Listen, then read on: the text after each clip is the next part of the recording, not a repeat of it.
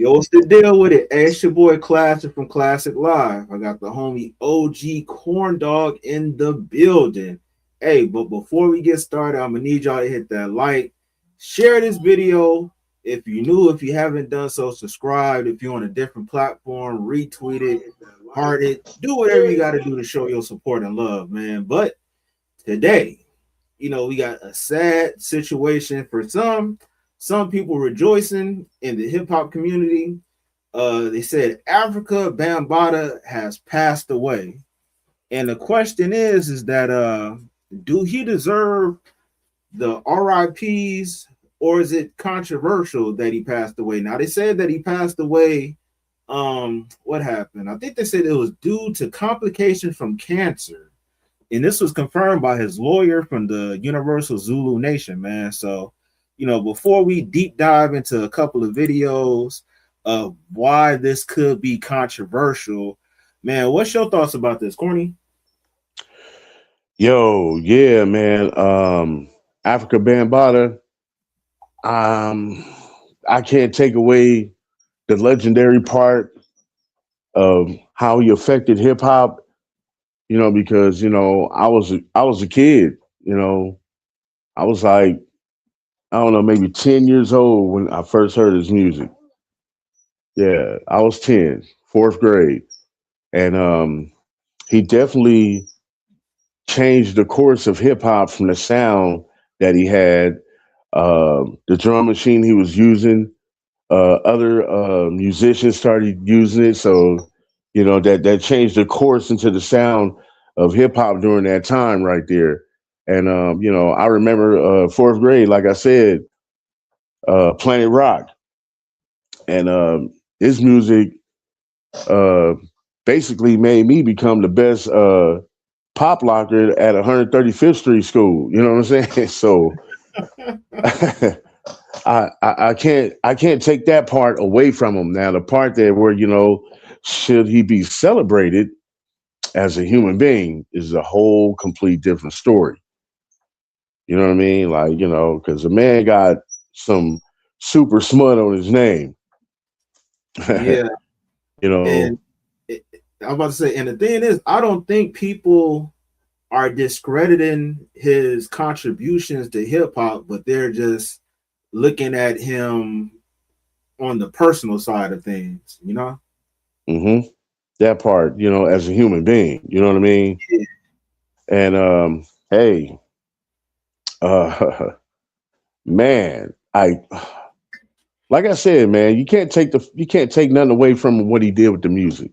It's like the Kanye situation. You know what I'm saying?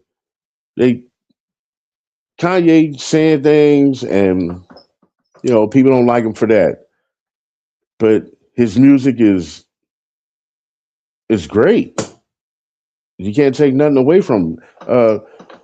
Afrika Bambaataa changed the course in hip hop during that time. You can't take that away from him. He made his contribution and stamp in hip hop. You know what I'm saying? He stamped it. He there. He altered the sound. You know what I mean? Now, personal, his lifestyle or however he was handling his life choices is like, hey man, I don't agree with none of that, dude. Yeah. Like really, I would honestly have to say, man, and this is just my opinion, the man was a scumbag. I'm sorry to say it. So all those people out there that feel that I said something wrong about the man, I don't want to disrespect the dead like that, but hey, man, like I said, this ain't just smut. This ain't no regular smut. This is super smut. You know what I'm saying? And there's witnesses that, that testify to what I'm saying. You know what I'm saying? It's not just, it's a whole community of people out there on that side where he grew up at that knew about everything that was going on, which is so surprising to me, man. Because I know where I come from. If you knew something about that, dude, good luck to you, guy. You the Walking Dead. You know what I'm saying? That's how I see it. Like, yeah, man. So I don't know, man. Like, I would love to hear like what the people have to say in the comments about this. Like, yo, what y'all really think? Because this is, mm. Yeah, and the Hey, crazy part is, what the kids say? 6, 7. man, hey, for real though. And I know you mentioned Kanye, but I would kind of say this is kind of more on the lines of R. Kelly. You Yeah. know, he, No, he made some great timeless music, but on a personal side, yeah, very questionable.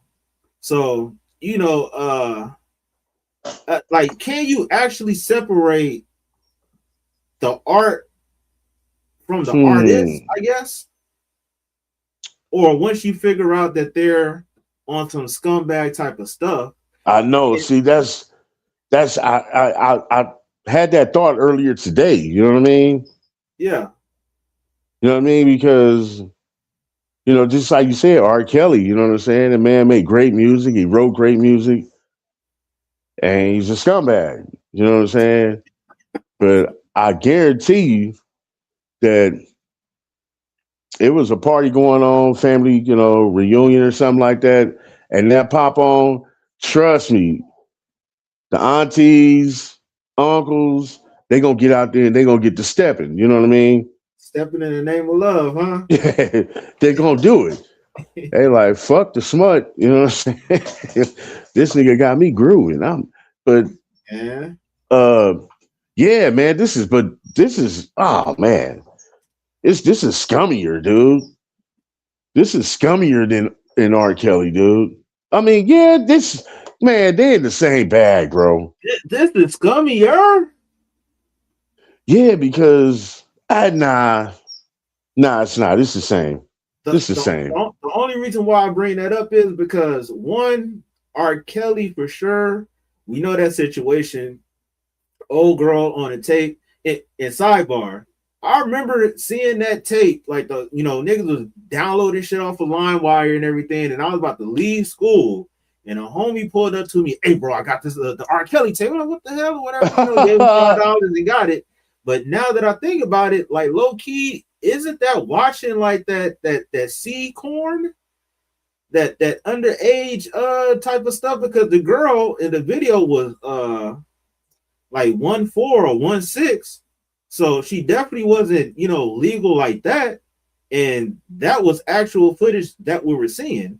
Now with this whole situation with Afrika Bambaataa, like the people that, like, as Corny was saying for the audience, Afrika Bambaataa was known for doing certain type of things. They had this whole house that he had, and a lot of people over there was doing some I wouldn't say salacious, but was onto some freaky activity going on. Now the question Hmm. is, because I remember Sinful to P used to roast Hassan Campbell, but you had what's that dude? Ronald Savage and Hassan Campbell are two of the main people that were saying that Afrika Bambaataa was doing stuff against their will. But the question at hand was, they were saying that Hassan Campbell wasn't a minor. He was of age, like 18 or whatever.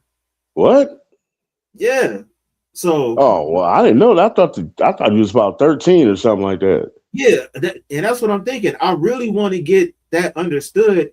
If they were underage, then yeah, you're a super scumbag. But Yeah, even if they're young, they have a type of you have to, well, how can I say this? When you're of age, you have to be accountable for some of your own actions. Not saying that you won't be like they won't, like people won't mess you over, but it's a difference between being 20 years old and then being 16 or yeah, 14 type of stuff. right, right. So, that's one of the things that I want to actually figure out. And we're gonna watch an interview. We're gonna see some people reactions and everything about his passing.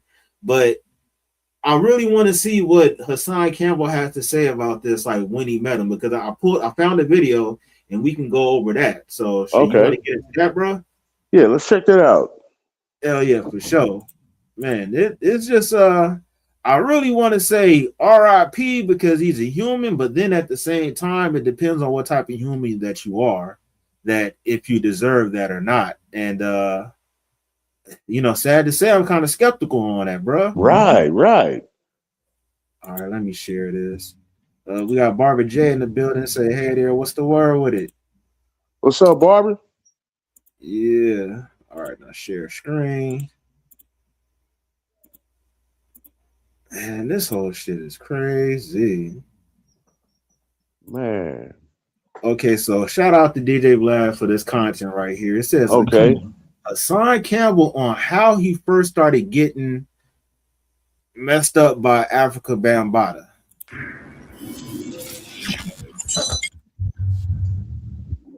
Okay, so you've always seen Bambaataa around, but then was it around 12, 13 where you actually got sort of involved in Zulu Nation, started spending more time with them? Yeah. Okay. And what really led you to doing that? Already. I might be standing corrected because he said 12, 13. So like you said, yeah, that's still on some underage stuff to where that's not cool. He said it. The man said it right there. Uh-huh. Well, see, growing up in Bronx River and being a part of the Zulu Nation, you had a lot of warriors that was part of the Zulu Nation. It was guys that you really, really looked up to and you wanted to be a part of them. It's almost sort of like the gang culture that's going on right now. But the difference was you had some killers in the Zulu Nation. You had some break dancers in the Zulu Nation. You had some rappers. You every once in a while you would see LL Cool J. You would see Ice-T. You would see everybody. So it's like now you got it's like right now going around Lil Wayne and Young Thug and all these younger ones right now. The kids is gonna go crazy. So now when you seeing, because it wasn't just so much about Afrika Bambaataa, it was about the family. Everybody in Bronx River was part of the Zulu Nation. Our parents grew up in the Zulu Nation, and it was the older generations. And now you get to see the warriors, and you just wanted to be a part of that. Like, for example, you don't really hear his name too much. B.O. was a big inspiration in my life that made me want to be a part of the Zulu Nation, and my big brother Jerry. These were dudes in that time that were strong, real strong brothers. Okay, so you started hanging out with Afrika Bambaataa. You're 13 or so at the time, and you said he was like a father to you, right? And you didn't have your father around. He was in and out on drugs, right? Okay. So at what point did it turn into just an innocent relationship to something going wrong? Yeah, where do I start with that? Is him being in the house, coming with the tapes, the VCR, the Vaseline, the porn, and it's like, oh, okay, this is getting weird. Like, I'll give you an example. What one day when me and Eric was there, and we in the office / workout room, the room next to the bathroom, 1609. So we in that room, and it's a weight bench in there, and me and Eric, we working out. We on the bench pressing. Bam comes in the room. He got the Polaroid camera. And now he's convincing us, oh, look at those muscles. So now he gassing us up to take our shirt off so we could flex our muscles. And when he walked out of the room and he started doing the clicking, he clicking with the camera. Me and Eric, we looks at each other, and he was like, "Yo, you seen that episode of Different Strokes when Arnold and Dudley?" And it was the same situation with them, So that takes you back to one of our experiences. I remember that shit. Damn, this is what he do. Hey, I'm not gonna lie. I seen that the other day. Oh, for real? Like, people talking about how certain TV shows have some dark episodes. And yeah, man, that shit. Dude, let me tell you, man. Let me tell you, bro. Hey, man, when that shit was like when it was it was on TV normally. It wasn't no simulcast or reruns.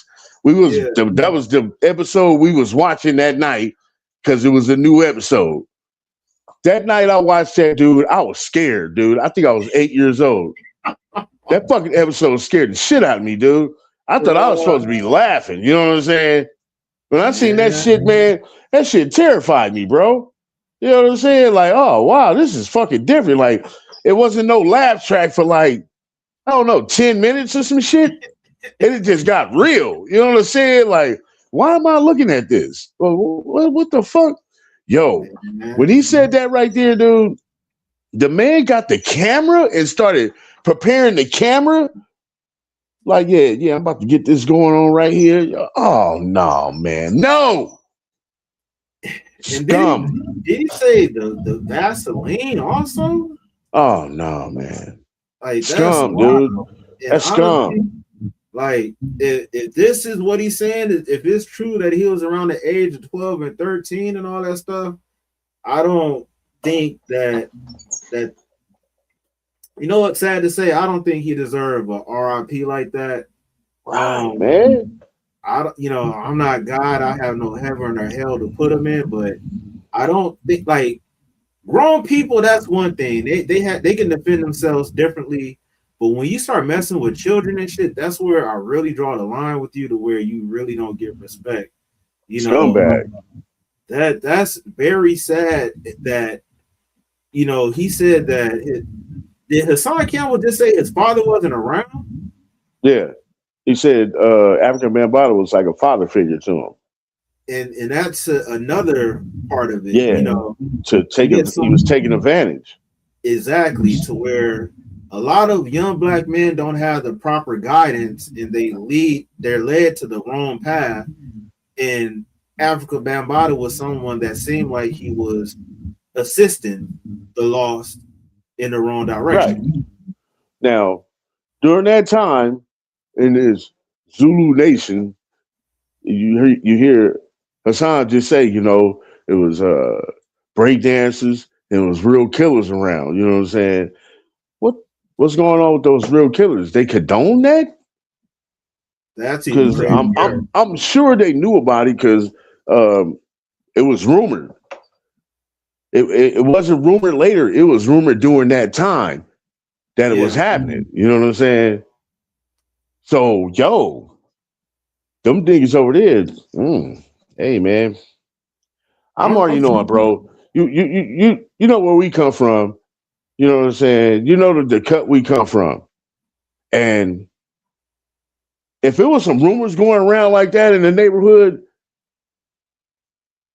man, come on, man. That dude gonna have a hard time, dude. He gonna have to move. He gonna have to move. That's real, dude. He can't walk to the store. You know what I'm saying? Definitely not tolerated, bro. Yeah, man, because everybody gonna know and everybody gonna tell that guy. They gonna say that guy. You know what I mean? And that's one thing I don't understand. They said Zulu Nation was like a group of people not to fuck with, bro. That's what I'm saying. Like, man, y'all was condoning that shit? Man. Yeah, that's pretty wild, bro. Like, do you think that Afrika Bambaataa had them people wrapped around his finger to where, in some kind of way, man, to where like he had some kind of protection, some kind of way, bro. Yeah. You know what I mean? Cause like, you doing that shit. Listen, man, if you doing that shit to kids, dude, and they get older like that man, Hassan, maybe Hassan had his head screwed on tight, but some other ones was probably, hey man, they on some get back. You know what I'm saying? They on some get back. Like, man, honestly, man, like I said, dude, it's a hard decision for anybody to celebrate this man's life like that, because he contributed so he changed hip hop during that time. Because let me say this, I was alive during that time, and I was, when about 9 to 10 is where he came in. when I was alive. Before that, rap had really just got popular. And that was the sound of Sugar Hill Gang. Yeah. That bass line. Boom, boom, boom. Everybody used the same old bass line. Curtis Blow, Sugar Hill Gang, Furious Five, all of them they all contributed, or they'd switch the bass line, but it's still the same bass line. You know what I'm saying? They switched it up in a way. That was that sound. It was the disco funk kind of sound. You know what I'm saying? When Afrika Bambaataa came, he changed it. It went a whole different way just because of that drum machine he was working with, bro. Not only just because when other artists seen him using that drum machine, even R&B artists started using that drum machine. You know what I'm saying? And that really changed. I can say not just music, but hip hop itself. You know what I'm saying? The element of it from the drum machine. You know what I'm saying? Is what it is based on today. You know what I mean? Yeah, true that. Yeah. So it's hard to say, hey, it's hard not to celebrate them, man. It's hard, dude. I'm not gonna lie, like that Searching for a Perfect Beat, Planet Rock, all that was a little bit before me, but even at my age of growing up, it was still relevant to acknowledge, like this is how it started. This is where we came from. Right. I can really imagine motherfuckers really pop locking, break dancing, getting down to that record. Hey man, I became the best pop locker, man, off of Planet Rock, bro. Tell you, dude. I'm telling you, when I was from 4th grade to 6th grade at 135th Street School, I was the best pop locker, bro. And they was always bringing people to me. Oh yeah, he can pop, and I'm tearing his ass up. They like, oh shit. You know what I'm saying? I can still bust that shit today, man. You need to make me some TikTok videos. Shit. Man, that is just wild, bro. Like, you have some pretty, you know what? At the end of the day, I know that song and its contribution was definitely important to the hip hop space, but we can't really forget. That can't be a pass for being a piece of shit of a person. Everybody had their preference, but we do know that at the end of the day, like, kids is definitely off limit. I know, because look, this how I see it. Like, okay, say there's a celebration of life for him, and they doing this little documentary on things. Oh, he did this for community, and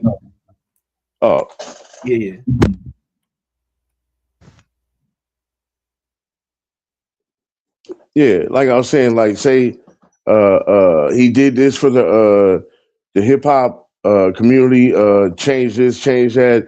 Here's his samples of his music, blah, blah, blah. And then they say, and he also was a PDF. You know what I'm saying? He did this and that. Like, how you gonna put that all together to celebrate his life? Like, huh? Yeah, and you can't just glaze over that. I know, because that's what he was also known as. You know what I'm saying? Yeah. Yeah. Just like R. Kelly, he can't get away from that jacket. He gonna be known as that forever. You know what I mean? Yep. Yeah, man. So it's very ironic that this is going on, man. Let's keep it pushing, man. Okay. At one point, they actually start to molest you, though, after showing you. Yeah, absolutely. At that point, he started to actually. He follows you in the bathroom. Now, when you go in the bathroom, he got to go in the bathroom with you, and he's peeing at the same time. It's like he's incredible. Now he's timing you going to the bathroom and pissing at the same time when he's pissing. Then he comes with the young men is supposed to jerk off, and then he leaves his room door open with porn playing, and he might walk out and then just have you sitting there. And then he leaves you with the porn playing. Then he turns around, and this is what how you really like he's bugged out, and you realize how sick he really is, especially when you think back. Now he has books, and in those black books, people you never think that you would ever even expect is in those books, butt ass naked. And when you look at those books, you actually looking at stair steps of the older generation before you in those books. And him catching all these guys at a young age. Okay, are these people that we know? Hey, that's pretty wild, bro. Like, yo, who are those artists that he's talking about? I don't know if he's saying artists, but just could be young men that was in the area, you know? He was saying, I guess, like, you know, who was trying to come up in the business or something, right? That's what he was doing. He was promising them young men this and that. Oh, man, scumbag. Hey, I'm not gonna lie, bro. I don't know if he was around that time, but it was this dude that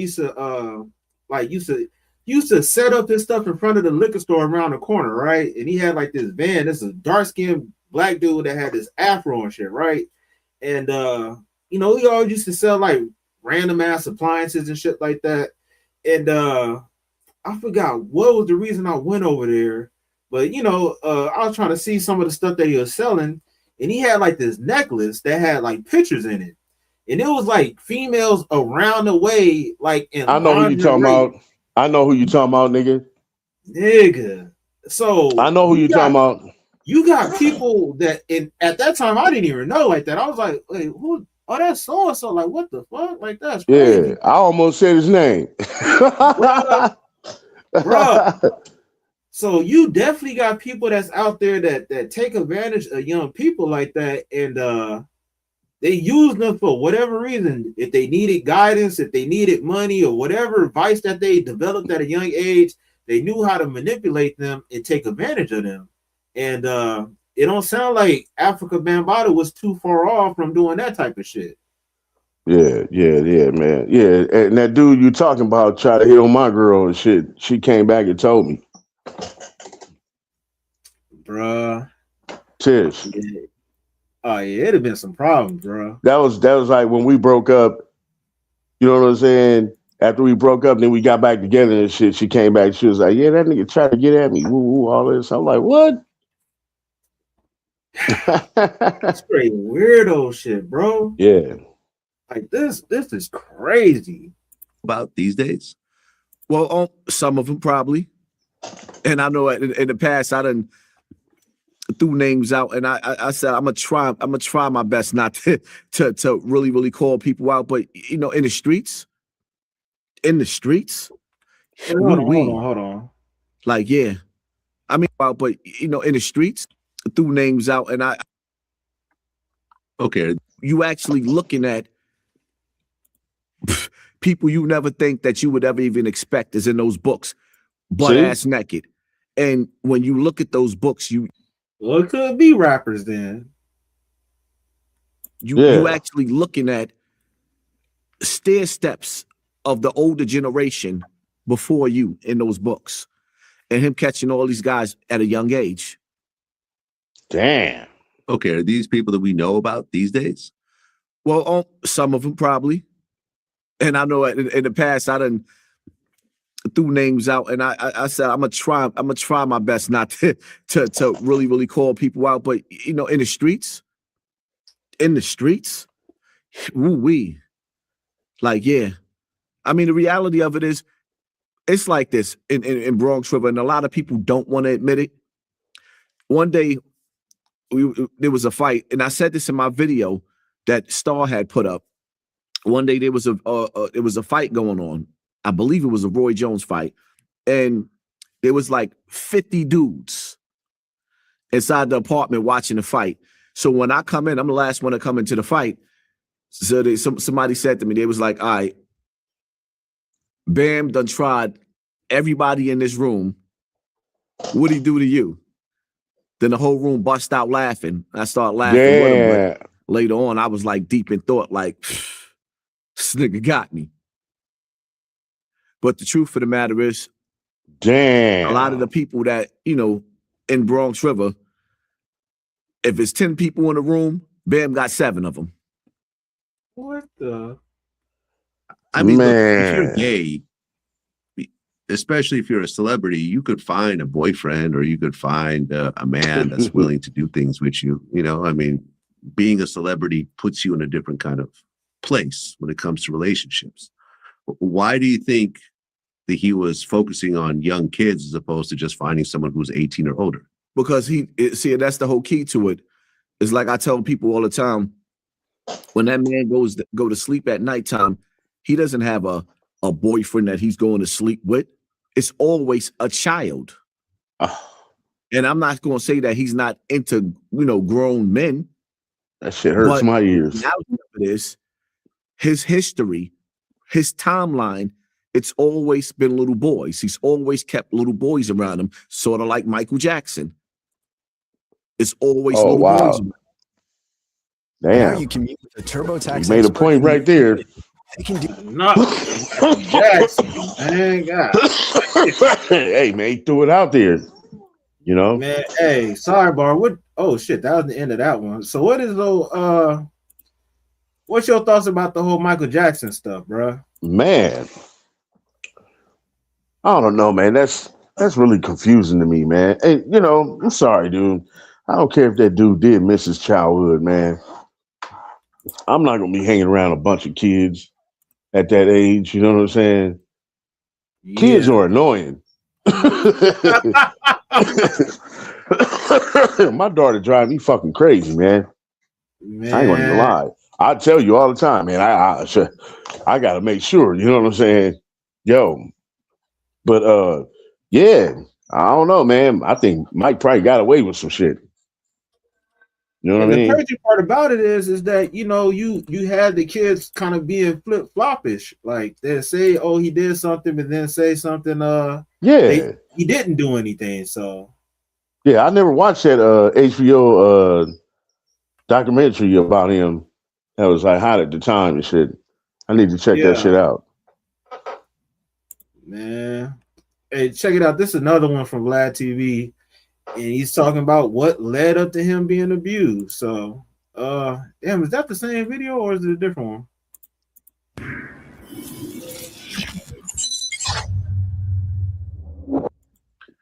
Okay, so let's talk about the root of what happened here. And let's start in the very beginning. So you grew up in these same projects that this incident happened, right? Right. Your background is it Mexican? No, African American, if that's what they want to call us. For some reason, Mexican showed up in my notes. God. You know how New York is. I mean, well, not usually Mexican, but usually a lot of dudes are mixed with Dominican or Puerto Rican and so forth. And your name is, your nickname is Papi. So I figured there was some Spanish descent somewhere. Yeah. Okay. And growing up, your dad wasn't around, right? Oh, he would pop up here and there. He was a dope fiend. Okay. And your mom had troubles as well. My mother wasn't on drugs. She was like dealing with a lot of sickness. Okay. And you had 5 brothers and sisters? 6 of us all together from my mother. Okay. And you described your upbringing as dysfunctional. Very. Explain. I mean,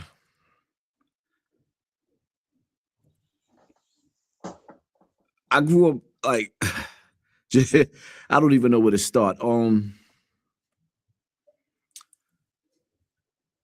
Being that my mother grew up in a dysfunctional home where her sisters was living with a child predator. Her and her sisters had to go through the same thing I went through. It just trickled down. I don't know if that's the family curse, but her stepfather was an Afrika Bambaataa. He was the same type of person. So, me growing up, I went through similar situations since I could go back to like the age of 5, going through multiple different people molesting me before Afrika Bambaataa. So before. Okay, so how old were you when you first got molested? Probably about 4 or 5 years old, young. By who? Yeah. It started off with a female that my mother had babysitting me. Okay. You're 5 years old, man. That's a baby. Yeah, so You don't even know how to read at 5 years old. I was molested by multiple people. It was a stair, it was just stair steps, and then Afrika Bambaataa. He wasn't the first one. He was just the oldest one and the one with the most influence over the community. He was a pillar. Okay, so leading up to Bambaataa, was it, you mentioned it was a female. Was it females and males or just females before that? Females and one male. Okay. But see, the thing about it is with the male that I went through the experience with, he was still a child himself. Okay. How old was he? About maybe 4 or 5 years older than me. And you were how old? About 6. Okay. Man. All right. So you're going through all this, and then you meet Afrika Bambaataa, who's the founder of the Zulu Nation, around age 13. So, hey, question: do you think that it sounded like Hassan Campbell kind of grew up in a very toxic upbringing? Yeah. So man, like, bro, how many times did this happen to him, dude? Yeah. Yeah, I thought that was the Afrika Bambaataa, that's when it happened, like, but this was happening before. So you fell for the trick many times. Should have learned, man. Yeah, my thing is, if all this is true, do you think him experiencing that at a young age made him susceptible to it happening again? On top of the fact that the household really didn't have the structure that he needed. Man, dude, fool me once. Yeah, that's my philosophy. You know what I'm saying? You fool me once, nigga, I ain't never getting fooled again, dude. Fuck all that 2 or 3 times shit, nigga. You come over here fucking with me again, nigga, I'm gonna poke your motherfucking eyes out. Yeah. Straight up. That's how that go. And like, nigga, for you to get tricked like that many times at a young age, like, I mean, I don't know. He said he was 5, but it sounded like this. Then he said he was 13. Come on, man. You 13. Man, when I'm 13 years old, bro, you didn't want to approach me at the age of 13, dude. I don't care if you are a grown man. I'm gonna kick the shit out your shins. You know what I'm saying? That's real. Yeah, that's real, crazy, dude. Like, it's crazy that with him experiencing this, like, people really look at him as like the laughing stock of the internet. Like, people was making jokes and saying like, "Oh man, that was your boyfriend, and you liked all that type of stuff and everything." So, do he deserve that, or should he have some type of sympathy? Nah, man. Yeah, I mean, you still gotta have some sympathy for him because he was a kid. You know what I'm saying? Yeah, for real. Like, but I didn't know that happened to him that many times. You know what I mean? Like, it sounded like this happened at least 3 times. That's what it said. It probably happened more than that. We don't know. Now, question: do you think he could possibly be lying about his age to get that sympathy? Like, if it didn't happen at 13, it's kind of a far stretch to say something happened at 13 when you was actually 18 or so. Yeah, man. You know what I'm saying? Like, at 18, man, you come on now. Ain't nobody tricking nobody. Yeah. You feel me? Either you win it or you not. That's how that shit go. Yeah, that's what I'm saying. Some people were saying like, "Oh yeah, man, that was your boyfriend. You know what was going on." So it's like, I don't know where who's telling the truth on that part right there. I can only take this man's word from what he said. It came out of his mouth. You know what I mean? So, yeah, that's what I'm basing everything, because I heard people say otherwise, but people are human. They can kind of lie, even like he could have been victimized, but he could be lying about the age or whatever it happened. He could be lying about the fact that if he enjoyed it or he didn't enjoy it. God only know that part. But from the outside looking in, just the shit just don't look right. Period. As far as an older guy, if he's telling it how it is, like setting up these rooms and stuff like that, because I can think about that. Like if I was 13 around some dude that was doing that type of shit, that would be a very weird, uncomfortable ass feeling, bro. Like it's like, okay, I know, but I'm saying, like, when I was 13, man, I know what my state of mind was at the age of 13. You know what I'm saying? Exactly. That's real shit. You got Set in the West in the building. Hey, bro. Hey, can you possibly, I guess, turn your phone to the side of where like do the full screen thing? Wait, full screen? What you mean? Yeah. Well, like, you got your phone like vertical. Yeah. I mean, if I do it this way, yeah. Matter? Just like that. Okay. Yep. All right. Hold on. Man. Just like that. Yeah. What's up? Set in the West. Hey, we talking about this Afrika Bambaataa situation. We're reviewing Hassan Campbell and his dealings with everything. So, I don't know how much you've been watching about this, but what are your thoughts about the passing of him, and do he deserve condolences and all that stuff for his family and whatnot? Number one, fuck Hassan Campbell. That's number one.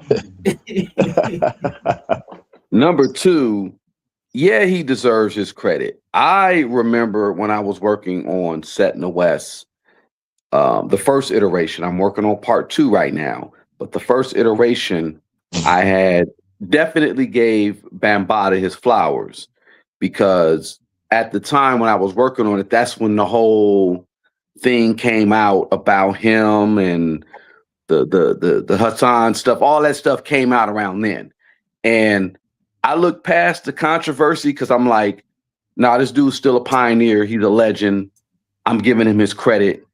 And I look past all the bullshit. And I still don't believe Hassan Campbell. So fuck Hassan Campbell. So you don't think Afrika Bambaataa was messing with anybody? Well, I'm not saying I don't believe he won. I don't know. Look, the funny thing is this, bro.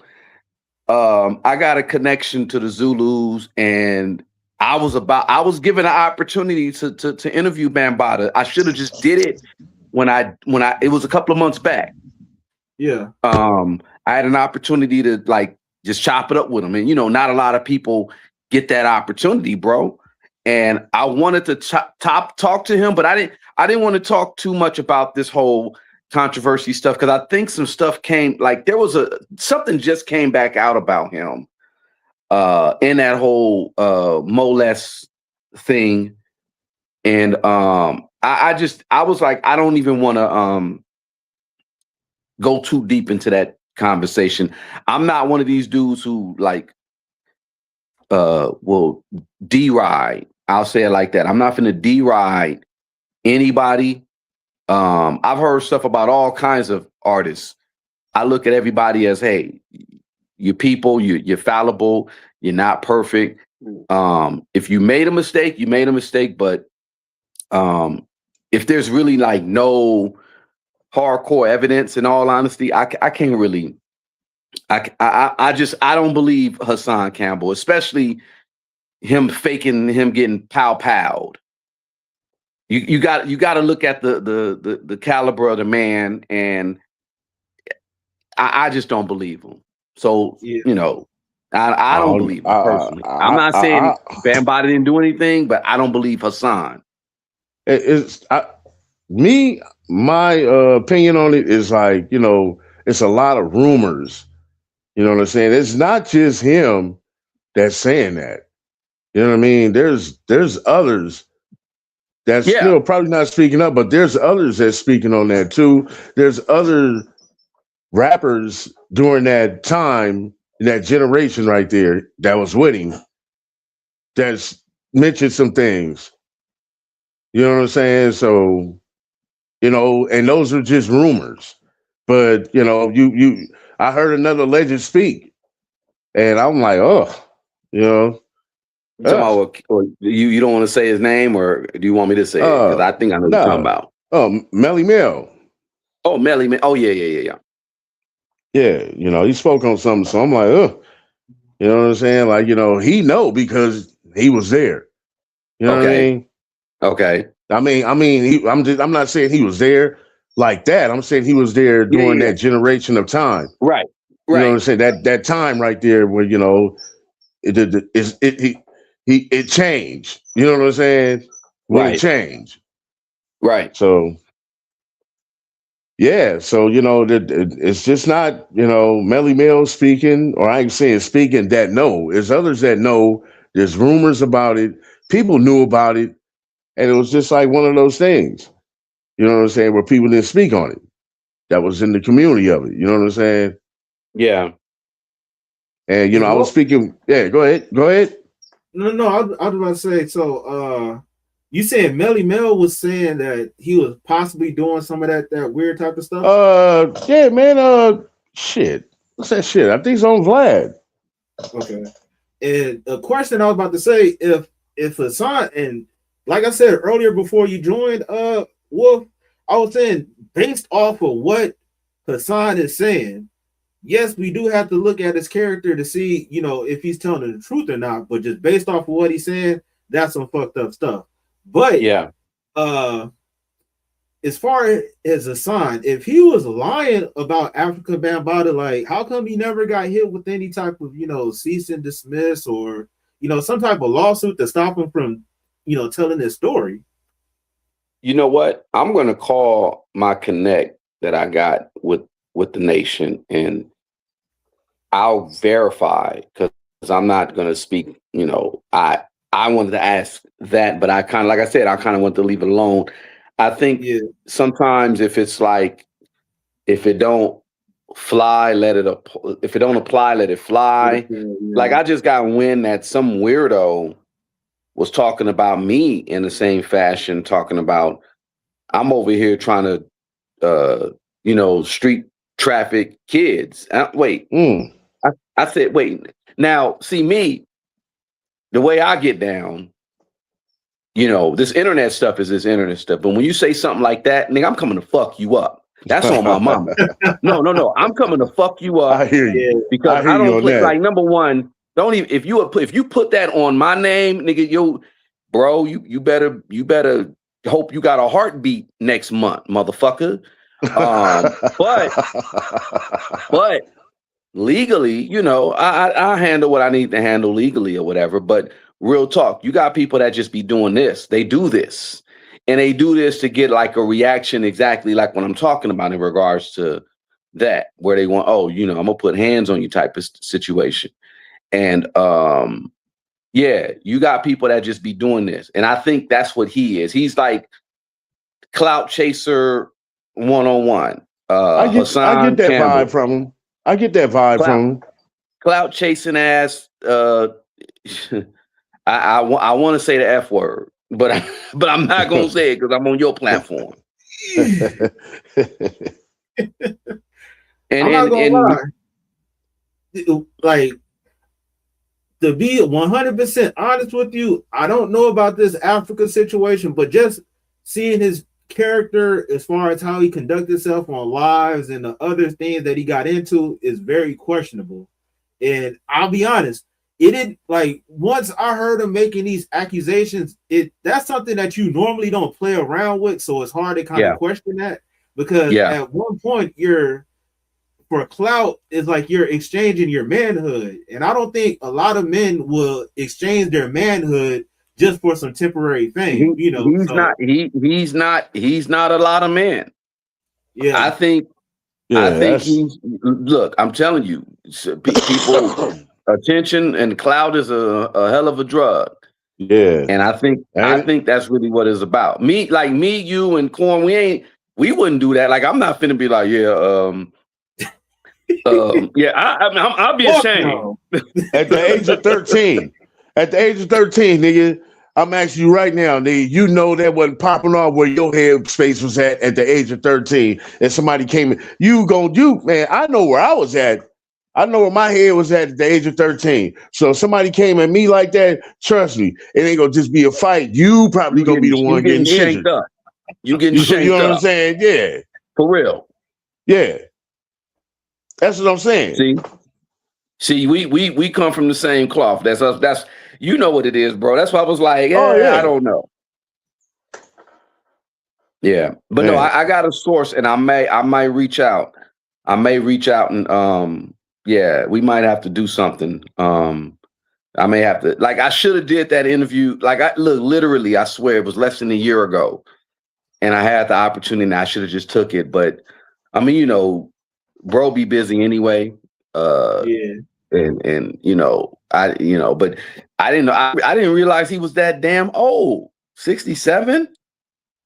Yeah, that's not old, but it is old. You know. That's about right, though. Like right on. That's about right. Yep. Like I said, I was in 10th grade, and that's about right. I'm about to hit 55 in 2 months. Oh man, there you go. Congrats. He was in his mid-20s when he dropped that Planet Rock. Yeah. Right. Yeah. I think, and then there was a thing I know where KRS-One was kind of like low key giving him a pass. Yeah. And I see, number one, like the teacher, KRS, when I met him once. I met him a couple of times actually, but I met him once really, and I just put it on my wall when he came to CAM, the California African American Museum, and he came through. Yeah, and I was in charge of just chaperoning him to a degree. And dude is about his business. I respect the teacher. I never disrespect. You see, that's the problem I think with hip hop and just I'll say it within the Black community. We really don't respect our elders like we should. Mm-hmm. I don't care right or wrong. I'm gonna respect what KRS-One has to say. Don't mean that I gotta do I'm not a follower like that, meaning I gotta do what he says, but dude laid the foundation for a lot of great things. The Temple of Hip Hop. It's the reason why I even did Set in the West. It's like, I'm looking at what KRS-One did, and I said, let me do something great. But I'm gonna talk about what we did on our side. So I know he was like, he said something about the Bam situation, and I just looked past it because I'm like, even me, when I mentioned Bam in my documentary, I laid it out straight up. Yeah, he was somewhat a pioneer that laid the foundation for what hip hop is today. Right. And you can't take that away from him. Mm-mm. Now opposed to a R. Kelly.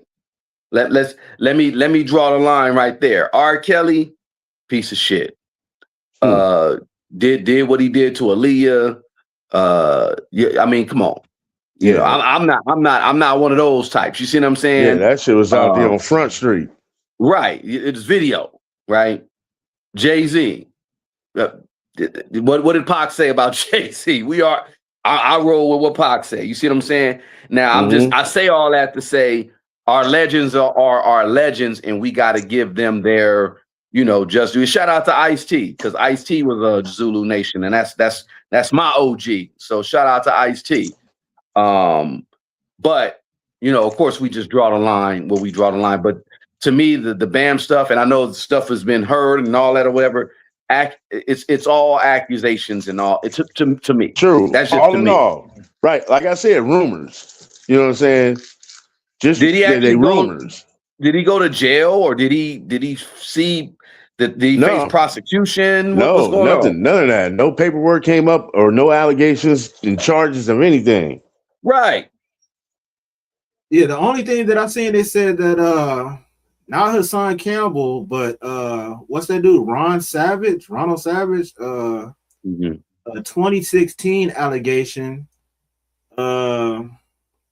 He was a former member of the Zulu Nation, also publicly accused Bambaataa of the molest, doing that to him. Yeah, it was one other person that made the accusation, but I don't think Hassan, he never pursued it.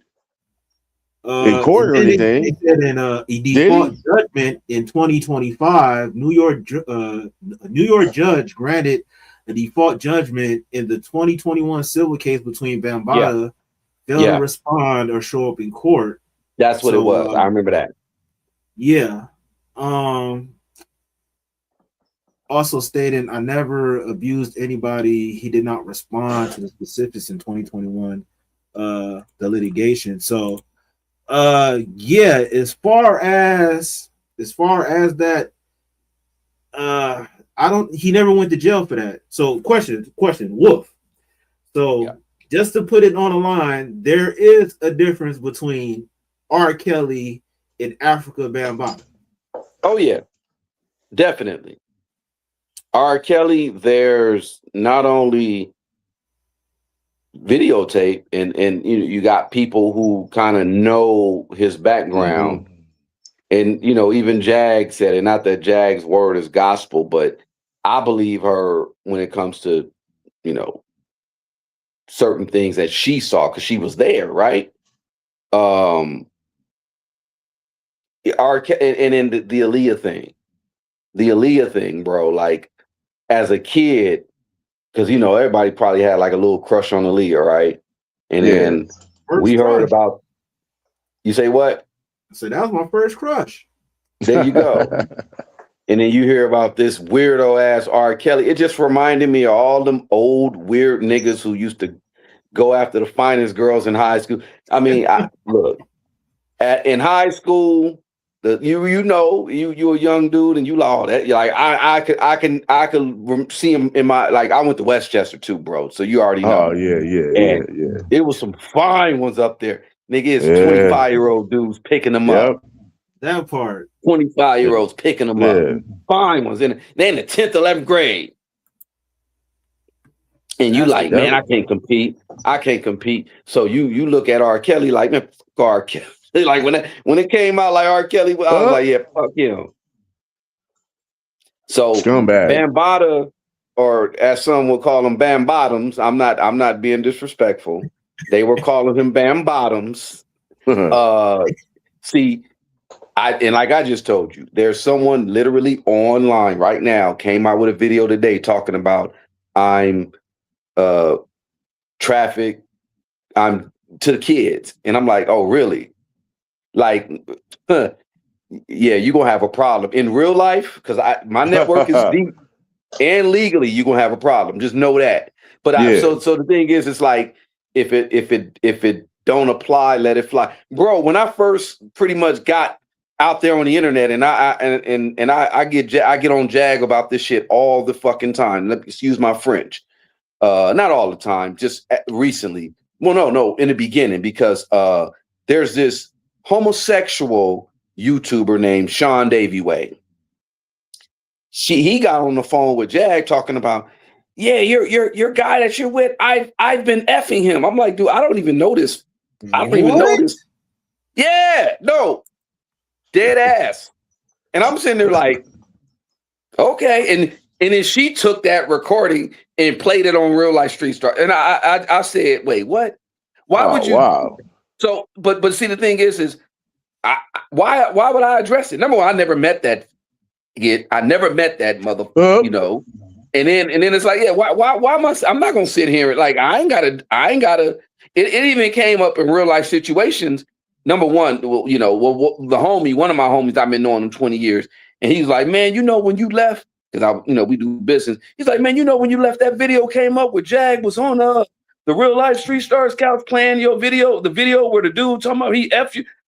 And I just laughed. I just shook my head, and he just was laughing, and I was just he wasn't clowning because he knows me. He's like, man, yeah, he just been behind the scenes. I mean, how do you handle this? And I chopped it up with him. But like my thing is, if it don't apply, I let it fly. I'm not finna be, I never know. When I see dude, trust me, it ain't right. It ain't gonna be as calm as it is because you are classic, but I'm not finna. I ain't gotta address it. I ain't gotta go online and say like if fools want to run with that content, go ahead, be my guest. But your baby mommy, your baby mama probably suck my mother. and your baby mama and your sister and your mama probably know what it is. That's all I gotta say. Y'all can say what y'all want to do, but your sister, your cousin, your baby mama, and your mama probably know, and your auntie. She know what it's working with. Yeah, it's all content. Shit. Hey, and we got Jag in the building, man. Jag said, Hassan Campbell What's up? what he said. And she also said, I find it funny that he calls me a liar with no real proof of his claim. That part. But he built his platform on it, though. Damn. That's what I'm saying. Wow. You gotta look at the pedigree of these men. You got to look at the pedigree of men. And speaking of, I don't know if you want to talk on about this. Maybe we can. And I want. That's why I told Jag to hit the link. The pedigree of men. Most men are liars. It's just like a lot of women are liars, right? Shit, majority. Anyway, the pedigree of Hassan Campbell, dude. If you're gonna go around and act like you got pow, yeah, something's wrong with you mentally. Number one. But peep game. You heard about what's his face? Poetic Flacco and Munchie B saying that Munchie B said that Poetic Flacco bought some 15-year-old, 16-year-old cooch. Oh yeah. Got him on the picture with his ass on the seat, on the leather seat, butt naked. Wait, no, I didn't see that, bro. Wait, what? Oh, you didn't see that? What? No. Oh, yo, I look, don't check want it to out. see that either. He done brought the girl to his house. He's sitting in his live stream. You can see the computers that he's looking at. She behind him. He all big back, butt naked in the chair. Ass is all on the leather chair. All you see is a big old bag, and he in front of the computer trying to find computer love to play. I'm done. Yo. I'm done. Oh shit! They got him on blast. Yeah, they say it's a small echo. Oh, okay. It's probably a small echo for me. And they got in the car. I get she was talking about the whole, the 25-year-olds getting the ninth graders in high school and stuff. Oh, That's real talk. Yeah. They said, hey, But Jag. Oh yeah. Hit the link, Jag. I don't know if you want to hit the link. You ain't got a cam up. I just wanted you to hit the link because I wanted you to see. You can put some ish out there, and Jag can say something, and you already know. Like we were talking about the Poetic Flacco situation earlier, and Corey Holcomb initially came out with some evidence to say, yeah, Poetic Flacco is a rapist, but it wasn't Poetic Flacco. It's some family member of his. Oh yeah. Some family member of Poetic. Yeah, exactly. His brother. Right, and then right after that, Munchie B dropped that. I said, "Oh man, ball game. I want to see this. I want to see what's going on with this." Yeah, man. We got Jaguar right in the building. Yep. What up, Jag? Showed up like an assassin on my Grace Jones. Okay. Oh shit.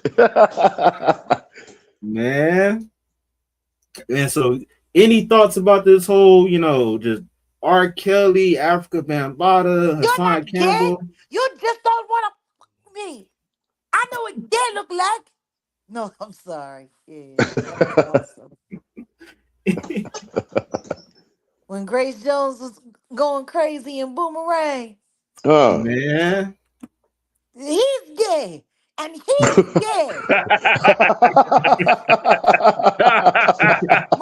You don't want this pussy. What she say? You don't want this pussy. Yeah. You don't want some pussy like this? No. Woo. She was dead ass serious. I tell you, man, when they start spitting out the gazpacho, that's cold soup. Oh, Ooh. So man. yeah, what you guys talking about? Y'all talking about all kinds of things. Oh, we just bouncing right now. Yeah, we was on Afrika Bambaataa, and Hassan Campbell. Yeah, yeah, yeah. You know, I've always questioned his story because honestly, he just looks like one of those people that people pay to lie. Like the way he Hmm. behaves, like he just has that will lie for cheesesteaks look to him. You know what I mean? Like he just got that thing. I don't know. And I don't, and I'm not saying that because he loves talking shit about me, and that's cool. I ain't got no problem with it. Go Oh, ahead, I didn't talk know your y'all shit. had beef. He's made his money off my name. He done grifted off my name, did all kinds of things. But when he got his own self shot in the tuchus,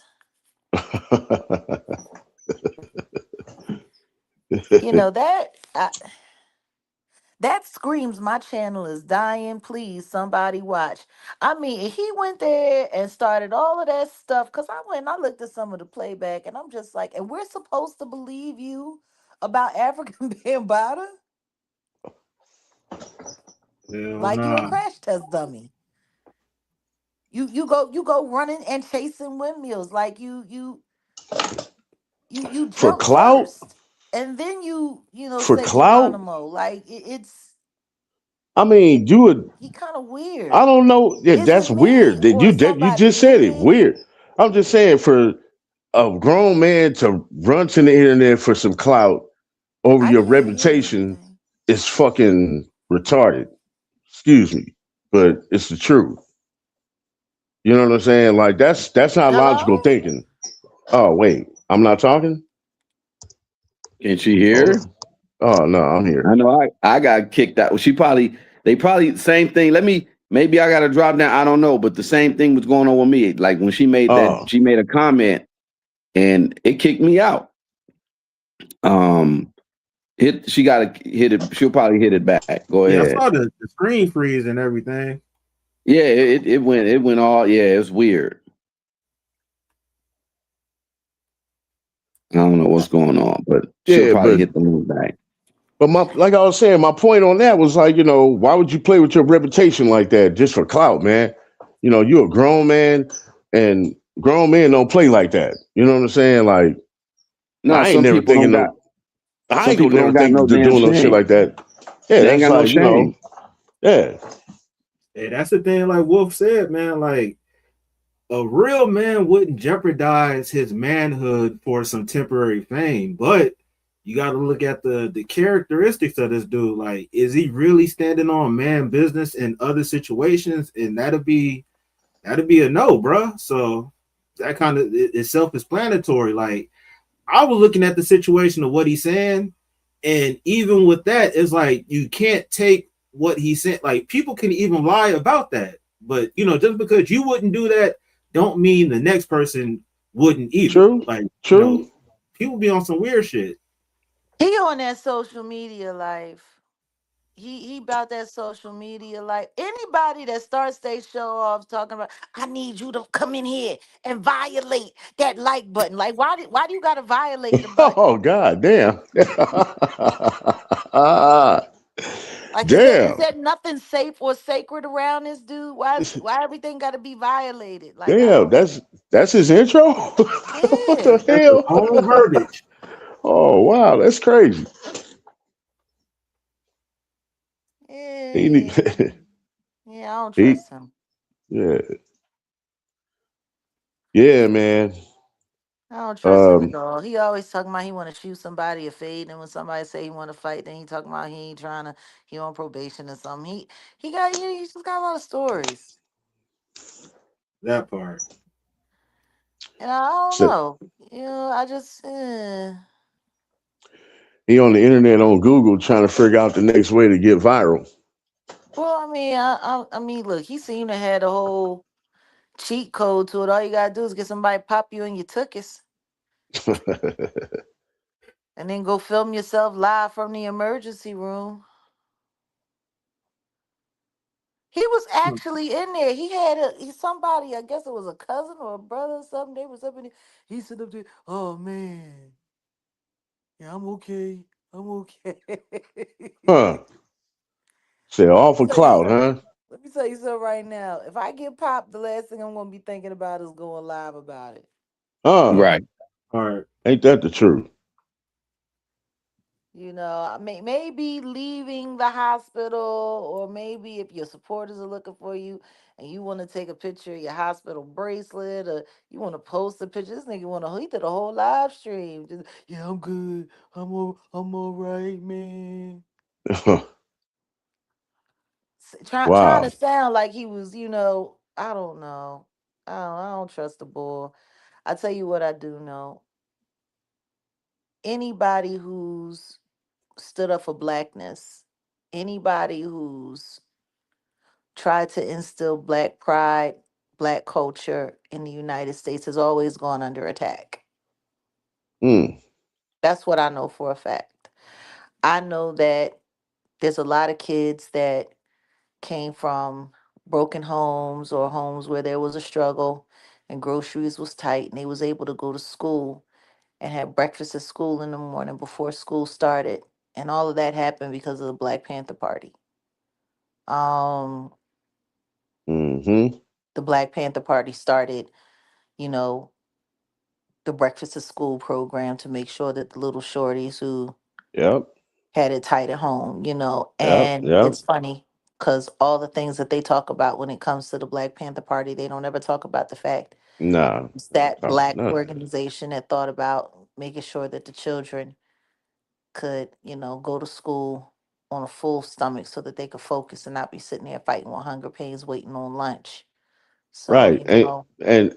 And out of that came the lunch programs at parks and stuff, right? mm-hmm, Yeah. mm-hmm, but Yeah. they don't ever talk about stuff like that. Meanwhile, Nah. you got this weird ass alleged pillhead running around with some crazy white bitch going by the name Allie Carter. Her real name is Tori Outlaw, and running around telling everybody that she's a Tupac's secret child and lying to people saying that she lived in the same house with him and all of that, and the Black Panthers ain't shit, and the Black Panthers is fuck the Panthers and yada yada yada and so and so and so forth. And I'm just like, are you kidding me? Are you kidding me? Nah. So They, all because her actual name is Outlaw, even though she goes by another name online and pretends to be this great advocate for saving the children who are being victimized by the entertainment industry. The one artist that you pick on and that you pick to be your dad because he had a group called the Outlaws, Goofy. Yeah, that's crazy. and his ties to the Black Panther Party, and you're shitting all over the Black Panthers and you're disgracing his name, making it seem like he abandoned you. And, like, come on, man. Like, it's you got a how lot old of is people she? out there. How old is she? She in her 30s. I She ain't in her never 30s. heard shit about her. Trust me, you ain't missing nothing. There's enough content creators to talk about. I almost feel bad enough for bringing it up here. I guess I say all of that to say is they always can find one of those weirdos, amongst us that have no problem with running down shit on one of our legends' names. So, you got that out there. You know what I mean? Like that, they just always got something. They always got something to tear our people down. And there's always some of us, one of us that are willing to it just kind of reminds me, like when I think about these traders, these race traders, that because that's really what they are. It reminds me of the movie. You remember 300? Yeah. Oh yeah. And Leonidas, God bless his heart. You know, he tried to be a kind man, but he should have just stuck to the Spartan code because you know that little deformed motherfucker. Excuse my Hmm. language. That little deformed one. You know, I was Spartan, and my parents, you know, because they had a rule. You know, if anything came up short or came up, you know, off, they would just take them when they was babies and just chuck them. You know, Mm-hmm. it's just chuck them because just you gonna bring the rest of us down, you know. But they parents they saved the little deformed one, and then he come back, you know, all he wasn't gonna be no Spartan warrior, and he came up again, Leonidas, I will fight for you, Mm-hmm. and Leonidas is like, look, little homie, listen here, partner, I appreciate you. Appreciate your team spirit, but all you gonna do is slow us down. So why don't you just fall back? This nigga gets mad, runs over there to Xerxes, and informs on his people. Hmm. The Judas. But that's what I'm saying. Like we got a lot of them. You know, like, they should have got chucked. I get you on that part for But you know sure. what I'm saying? It is what it is. You know, so it go. Today is a sad day for hip hop, and it's a shame that you know he didn't get to go to his grave with that being resolved. Yeah. And Right. to me, It is that's very the unfortunate. no. I'm just saying that's the greatest tragedy that I mean, because that it's exists. it's for the legal. I'm talking about from the legal part of it because the charges came up and he was exonerated of the charges and all that. So legally, nothing happened. You want to know what I find funny? Bambaataa is from my neck of the woods, from the East Coast, over where I grew up. I've been around everybody. I used to hang out with X Clan. I used to hang out with Lin Q. You Mm. know when you know what I mean. I remember when she took the name Lin Q right after she left the X Clan and she was ISIS. Like Oh, there it is, ISIS. Yeah. you know, I remember that whole thing. Don't you honestly think, as much as I be sounding off on the weirdos in the game, that if I had ever heard or seen anything about African Bambaataa doing anything to kids, I would have said something by now. Okay, there it is. Confirmation right there. I'm not saying that that I'm the end all to be all with it. I'm just saying I never saw it, I never witnessed it, and I never heard about it until I started hearing this shit online. There it is. That's crazy.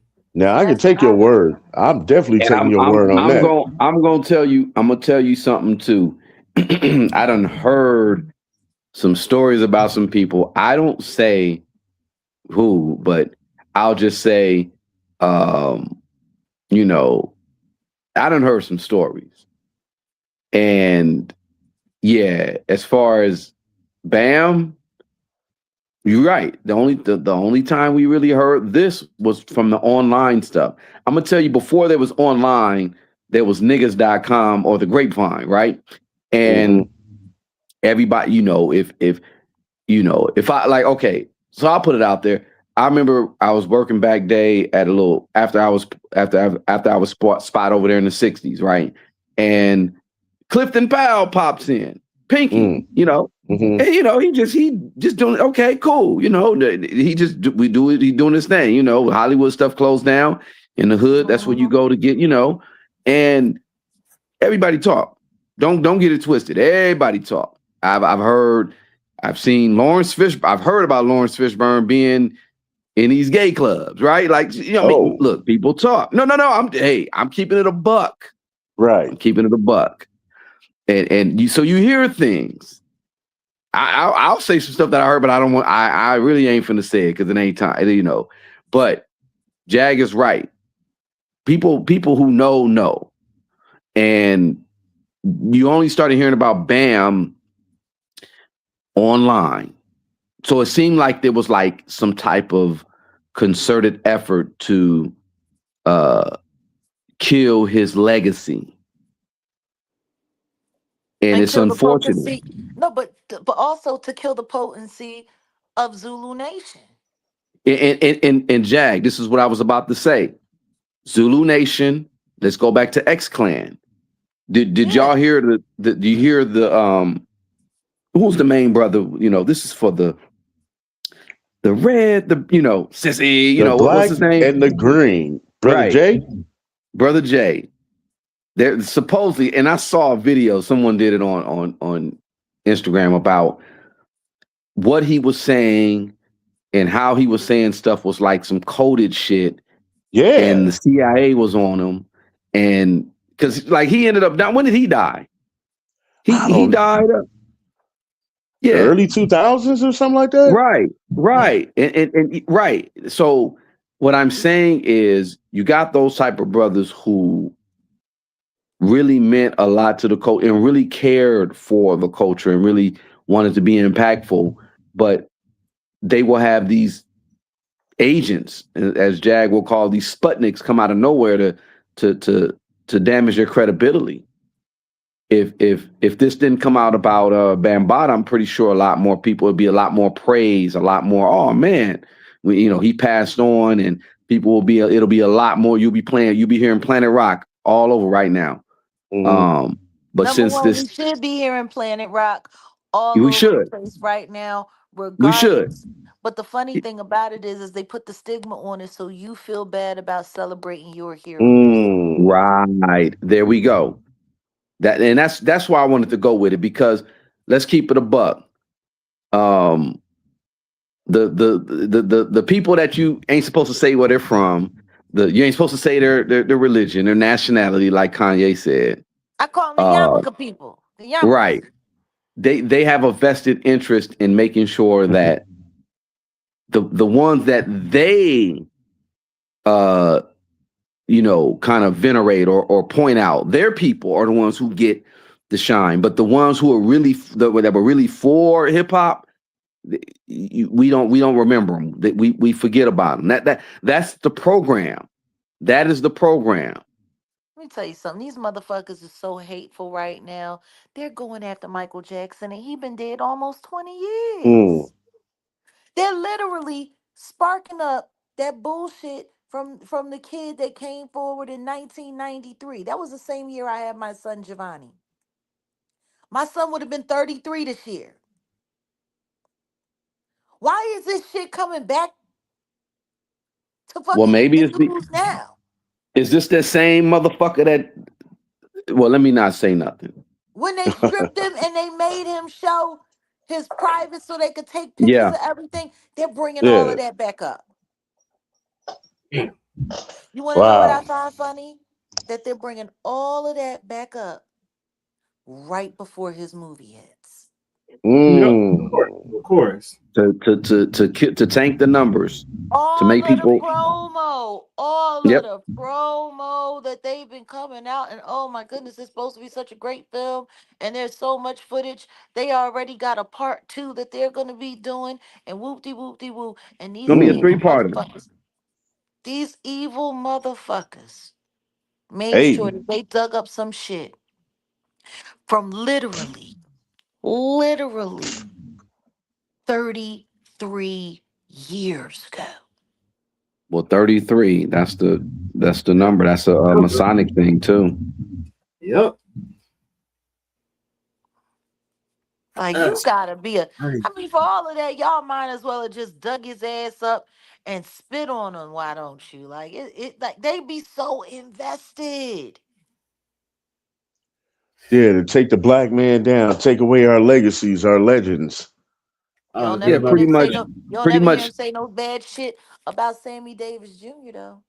Right. Oh, devil worshiping ass. Yeah, they make sure that we get on the same program, and we, don't forget, make sure our greats. He put on a yarmulke later on in life, married him a Yama girl. And he was Anton LaVey's homeboy. On the flip side, speaking of Anton LaVey, Has it been 5 years since DMX, who Yeah, DMX yeah. would have been kicking, is It was today. 5 years today. DMX today. DMX is think about what they did to DMX and what DMX was talking about. And then there was a Rock Nation artist who came out and said that I think she got the 86 because they said she couldn't talk about Jesus or she couldn't talk about God or something like that. I think. No. It's in the Rock Nation contract. You can't talk about Jesus. You can't talk Right. about no So religion. You know, they that don't makes sense do why that makes yeah. sense why when Jay took over Def Jam, what he did to DMX, because DMX always started out with a prayer, right? Like, Yeah. Yeah, Yup. well, they got him And labeled ended. a drug addict and a weirdo, and now they got his ex-wife and his baby mom and the kids talking crazy about him. Yep. Hey, corny. What up? Hester. I'm not gonna lie. Well, to go back on what was said earlier, they said Brother Jay from X Clan passed away 2006. yeah, And 06. yeah. And to further go back on what y'all were saying, like, because honestly, I agree with Jack. Like, they did put smut out there on his name to where I'm conflicted to where it's basically his he say, she say, but it seemed like everybody that has some type of significant meaning to our culture, they always have to do something to I guess denigrate their name or shame them before they get out of here, to where they never leave with a clean slate. So Right. with this being said, it definitely make me think to where it is like, it's funny that we never really heard about this until the internet, and then with Hassan Campbell being the main person that was on this. So yeah, That's why I preference by saying He did it to fuck me in that my nigga. bunghole. Looking Fuck at that nigga. TP in my bunghole ass nigga. Fuck that nigga. yo, Light that's skin what I'm ass saying. nigga. Like that's the crazy part about it, is because you would feel wrong to say, hey, ain't nobody touch you, ain't nobody do this and that. And that's how certain people play on people emotional strings, to where they can just say a bunch of lies, like you said earlier, Wolf. Like, men lie, women lie, as they say, the numbers don't. So it is very fishy. And this whole conversation really had me thinking, because I wasn't there, I don't know, but just to have that thought out there is bad enough, especially if somebody wasn't even on that. So I definitely got some thinking to do about it. No, do the research. And like I said, man, I just gave you an example. I said out here in LA, I tell you who I saw. Now I ain't gonna say who I saw because I didn't see it, but someone told me. People talk, bro, and the thing, and sometimes people be talking, they just be talking. Like, oh yeah, you off that whoop whoop. I don't know what you smoking. You said you saw whoop whoop, okay, but no, if multiple people say, and this is just how it was back in the day. So like I said, before the internet, yeah, we knew what was up. You know this nigga coming out here, whoop whoop. You already know this nigga's on that type of time. There's never been nothing out there about Bam on that. And then just when the internet came, then it was, yeah, and like I just told you, that Sean Dookie way faggot. I'm sorry. Saying what he said about me. Now, I'm number one. I ain't tripping. I'm that confident in my manhood. There ain't nobody take my manhood, Right. And I ain't with all. So I ain't even got to trip on that. But I apologize. I mean, you seem to be very upset. When I shared that recording, I wasn't sharing the recording to shame you. I was just playing how these people be stalking us and just be making up all kinds of crazy stuff. Like, who goes out of their way to say something like that about somebody they ain't never met before? a fruitcake, a weirdo. You know what it Like reminds me of? It you're reminds me of that Ray weird. J. It reminds me of Ray Yeah. J running around want to give everybody STD. Well, Ray J be saying some stuff just to be saying some stuff. You get what I'm saying? And Yeah, I no, think no, no, that's no, his no, no, no. brand. You know, no, yeah, if that's your brand, nigga, you need to die.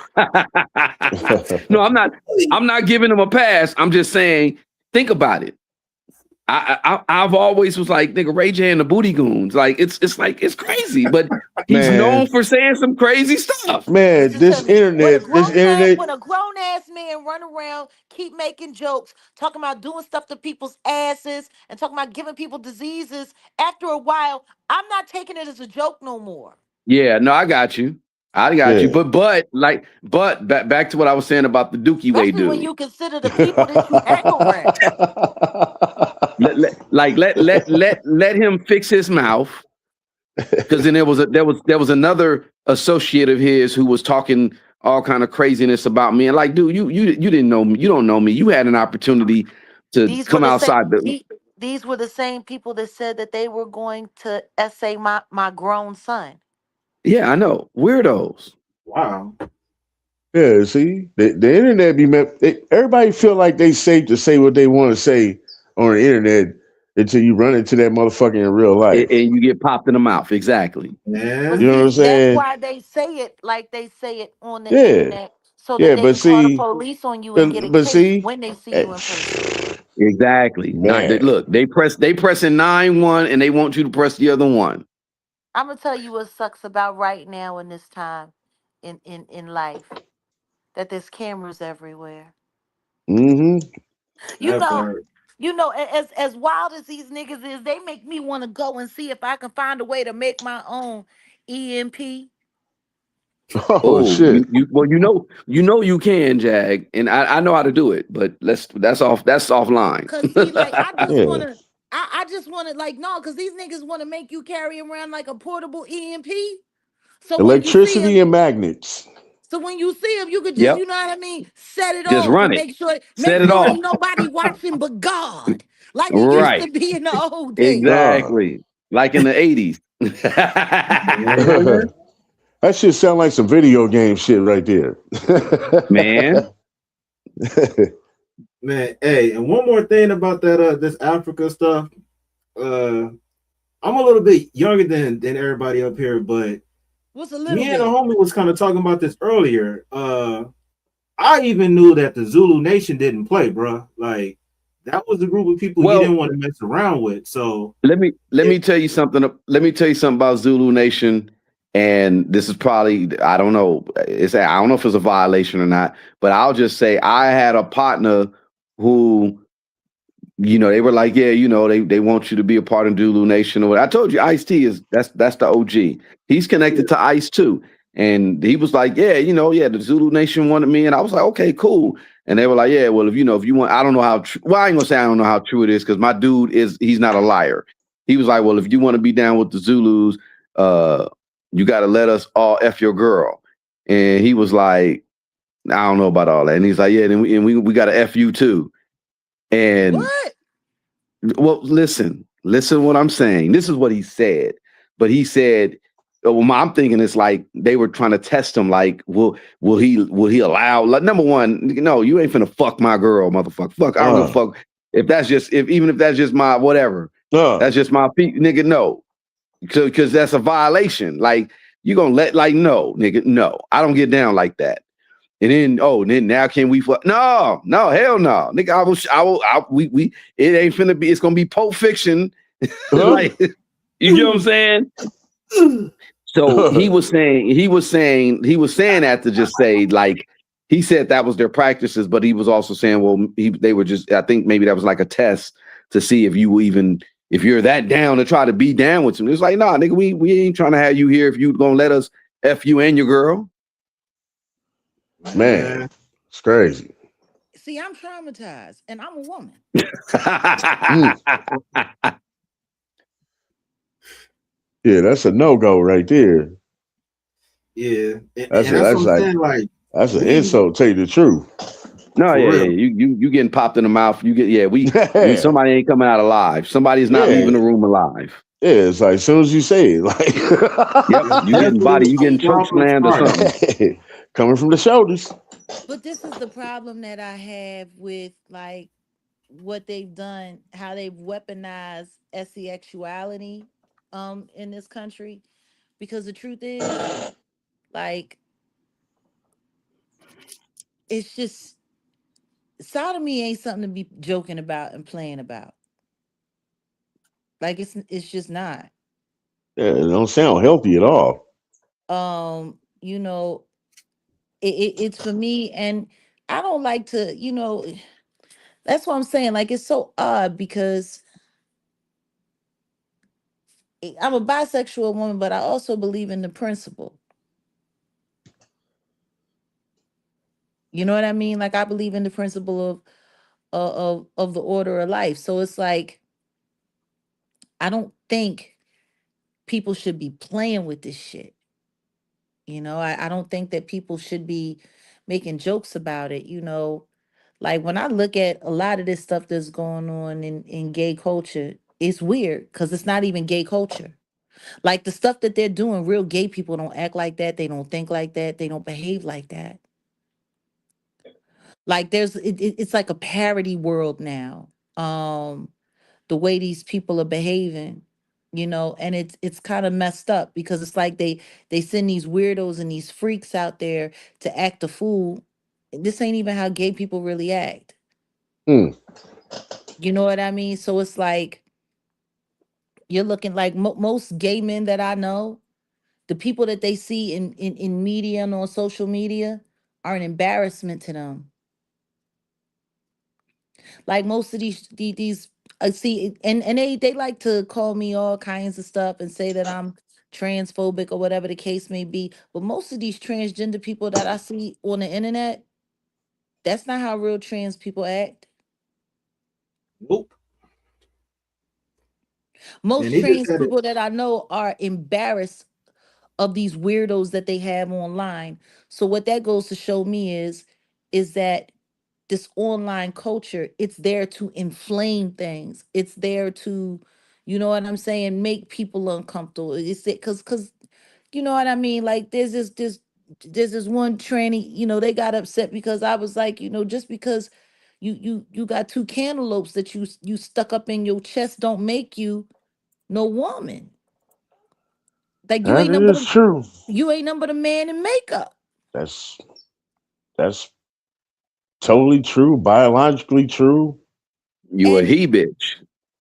it's like, and it's crazy because I actually know transgender people that I love.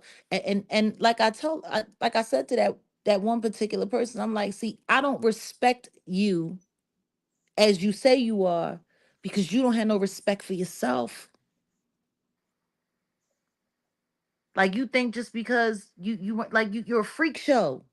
You're an embarrassment to whatever it is that you're trying to carry on.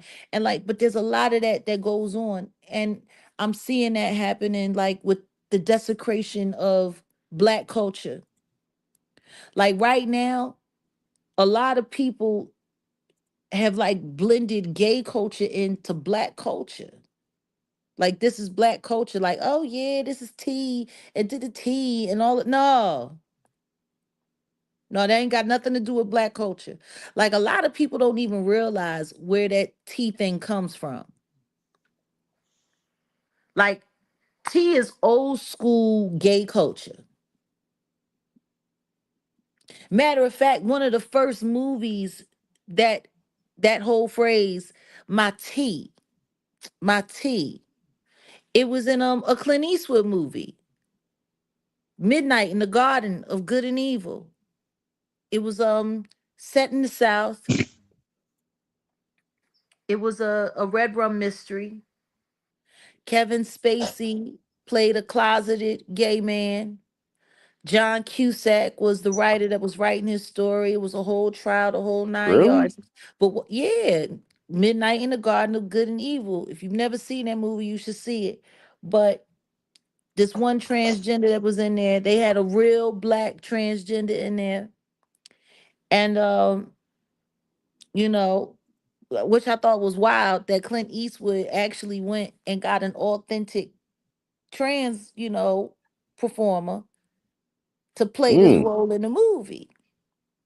I'm like, how Clint Eastwood know about anyway? So, that was like one of the first films, and this was back in the 90s when John Cusack was a very young, was still a young man, like still in his 30s. Yeah, you said he Um, wrote it. I think I'm not sure if he definitely directed it. Clint Eastwood definitely directed it. I'm not sure if he wrote it. I think it was based off of a book. But that was the first time like trannies was really like in a real like Hollywood film talking about, oh, my tea. Oh, that's my tea. Oh, I can't tell you my tea. And what tea means is my truth. Because they were saying, Mm. he would ask him, what are Ah, you? Are you a woman? I can't tell you my tea. That's my tea. My ah, truth. yeah.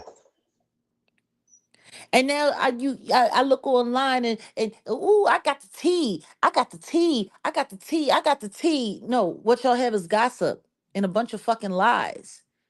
It's nothing to do with the truth. You know what I'm saying? But they've taken up this whole thing, and it's like I watch all of these black women wrapping themselves in the fibers of gay culture. Like it's kind of weird. It's like black women have lost their identity and they all secretly want to be gay men. It's crazy. No. Ain't lying about that at all. And to piggyback on what you were saying as far as like the identity, uh it's this trans influencer, Lily Catino, and they film in women bathrooms and everything. And they had this controversy with Disneyland to where this person was demonstrating, like, I guess, bottom surgery with like a hot dog and stuff. And a lot of people were saying like, What? yes, they were saying like, why would you do this demonstration at Disneyland, a place for like kids and everything? It just, Mm. pointing out the fact that you're doing low key sexual, talking about sexual topics or You adult doing topics. too And much. yeah, Yeah. and Yeah. like you were saying, a lot of the trans people, they don't even want to claim this person because they saying that this person isn't acting like how normal trans people would act. That So part. I agree with you. Like, they kind of, some of them go a little bit too far to mimic or emulate what they're trying to be like. And it can be very offensive because normal, let's say regular women or regular men don't even do that type of stuff. So, But it's see, crazy. but listen, but do you see?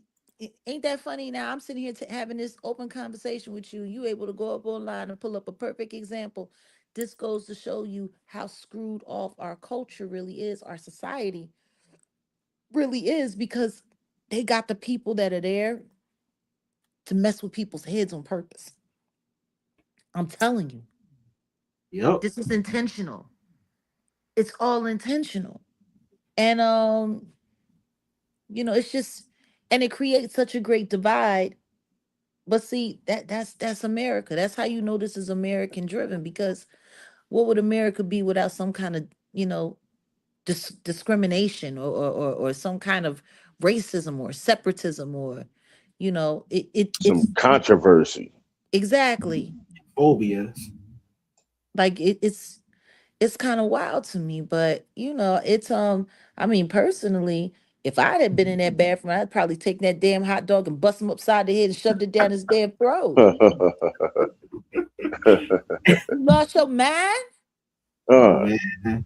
yeah, The ain't thing that the dude that be going in girls' bathrooms and stuff like that?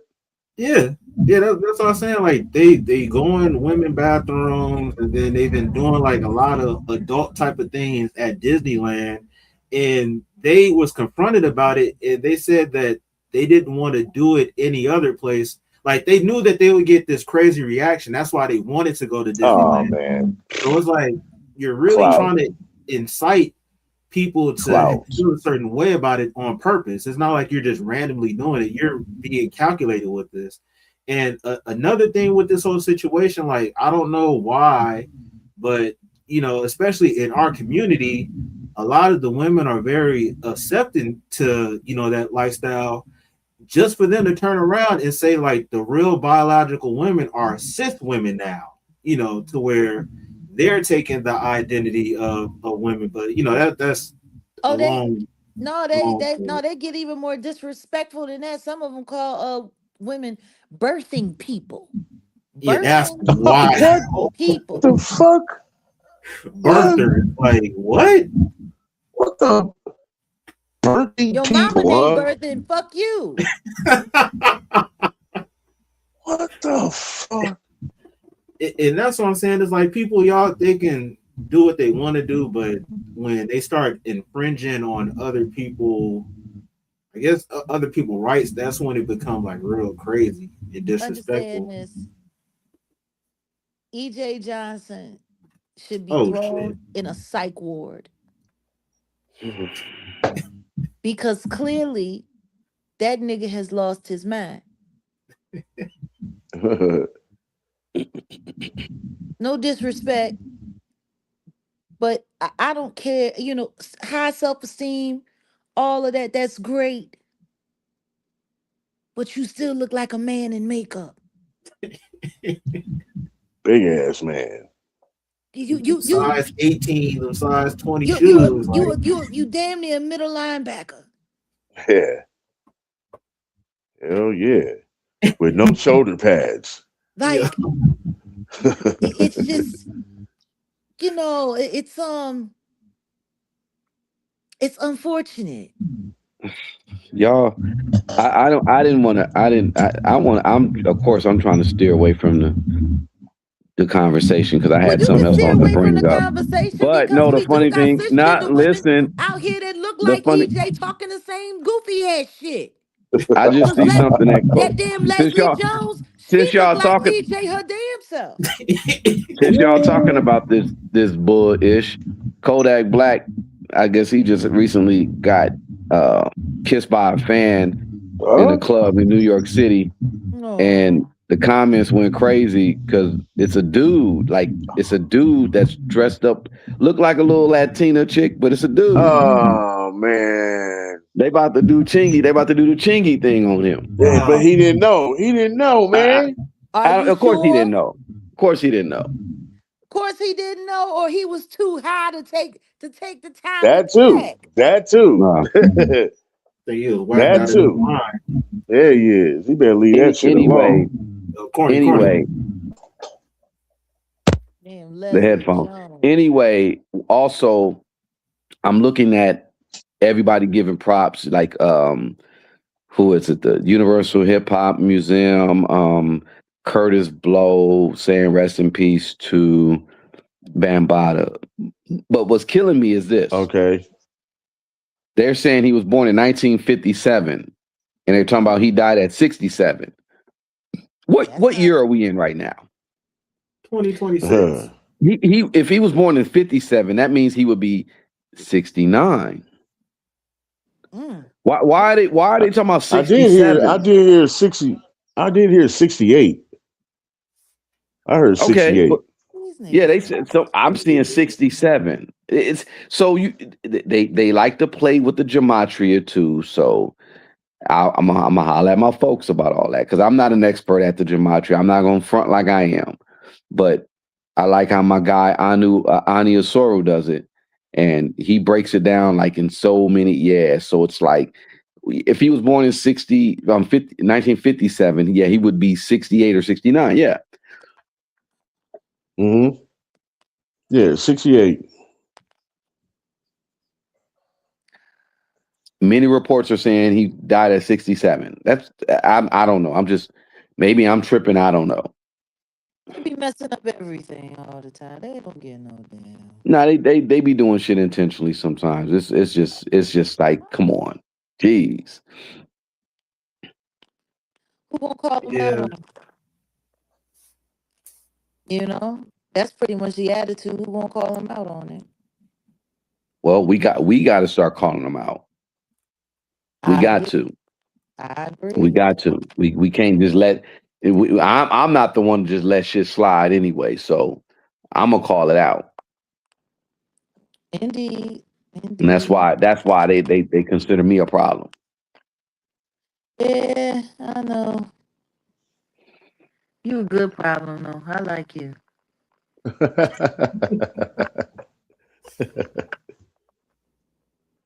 You a good problem to have. Yeah, you Yeah. know, I'm just trying to understand the world that we living in. We got all kind of stuff going on. I mean, how Oh do you man, there's guys too feel much about going the on. Leslie Jones? How do y'all feel about the Leslie Jones foolishness talking about marriage is slavery and she know better than her daddy Oh my taught her God. better?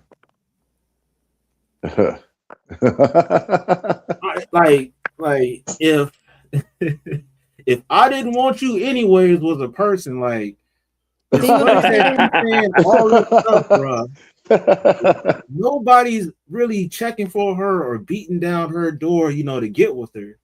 And it's ironic that she's proud to say that, oh, my dad, he basically groomed me not to be a wife. I'm You wanna very know what I strong and I'm rough and I'm tough. It's like a guy you want really isn't looking for somebody like that. do you Yeah, want to they know how run. I feel about that whole story with her and her dad? You want to know how I feel about it as a woman? Huh? Let me tell you how I feel about it as a woman. I think she had a very, very, very kind, pragmatic, and practical father who loved her very much and wanted to shield her from disappointment. Yeah. I think when she was born and she was a little girl, he looked at her and said, "Ain't nobody gonna want you." Oh damn. Keeping it real, real. And I think for the sake of her self esteem, he warned her against the marriage thing. So this way, she wouldn't be getting her feelings hurt. And he had to worry about, going on the unalivement watch and stuff like that. Oh. That's what I think. I think her father, I think he knew she looked like a little boy, Damn. and I think, and salute to her daddy. It's got Because to be somebody out there. what he instilled in her, yeah, yeah, yeah, it's called a trans man. Oh shit. What the fuck? Oh my god. Hey, I'm not gonna lie. On that whole topic, I seen a video, and even before she made them slavery comments, somebody was talking to her and asking her, like, basically like running down a list of guys, and they was talking about like Michael Ealy. She's like, oh yeah, he looked good. He looked good. Michael B. Jordan. Oh yeah, yeah, he looked good. He looked good. And it's crazy that she didn't say nobody that was dark skinned like her that she found Mm. attractive. But let Michael B. Jordan say something like that, about just liking light skinned women or whatever it is, it'd have been a big old controversy. But people Mm. let that slide on by. So Do you want I, to know why they didn't say nothing? why, Dad? It was Why? it was another act of kindness. Would none of them niggas look at her? She did No. say, she did say she don't know why no. She said she don't know why no man don't want her because she rich and she can fight. And I'm like, well, I mean, You can shit. fight, honey. Then if you fight the image in the mirror, take up your fight there. Start with the Oh my man. god. Start with the mannish looking bitch in the mirror. Start Oh shit. there. Oh shit. Man. Oh shit. Oh, oh shit. Oh my Lord, god. Man, Lord. shout out to her pops, man. He's a real one. He saw the future for Yeah. sure. Yeah, he did. God bless him. And I say Man. this to that bitch face. Anybody that's listening, just so you know. I say this shit to her face. And I tell her daddy, smart move. Oh my god. She used to Man. work at Roscoe's in Pasadena. Oh shit. Word. See? Yeah. See? See? Oh. All of that fried food probably fucked up her Damn. conception. Who would be a good fit for her? Let's just go there. Oh wow. I mean, you know, because usually she about 6 foot something. I don't know. Shirley, So, from What's Happening. oh damn. Oh wow. Oh, oh man. I'm a Corn Okay. dog.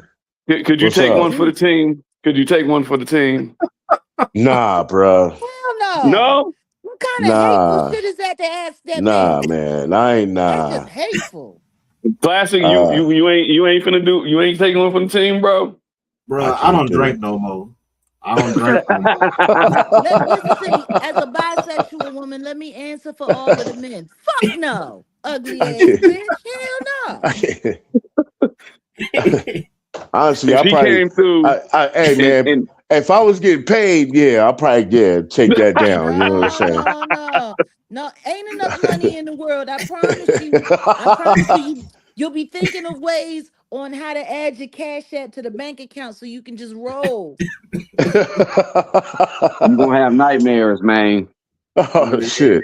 Wake up in the morning talking about how'd you get here? On some Deborah Cox. Shit. Nobody's Man. supposed to be here. Not your ugly ass. Yeah, that's a She hard. like one of them one night stands that inspires like years of fucking therapy. Yeah, that's a tough one to take for How the the hell Yeah. team. did I make that choice drunk?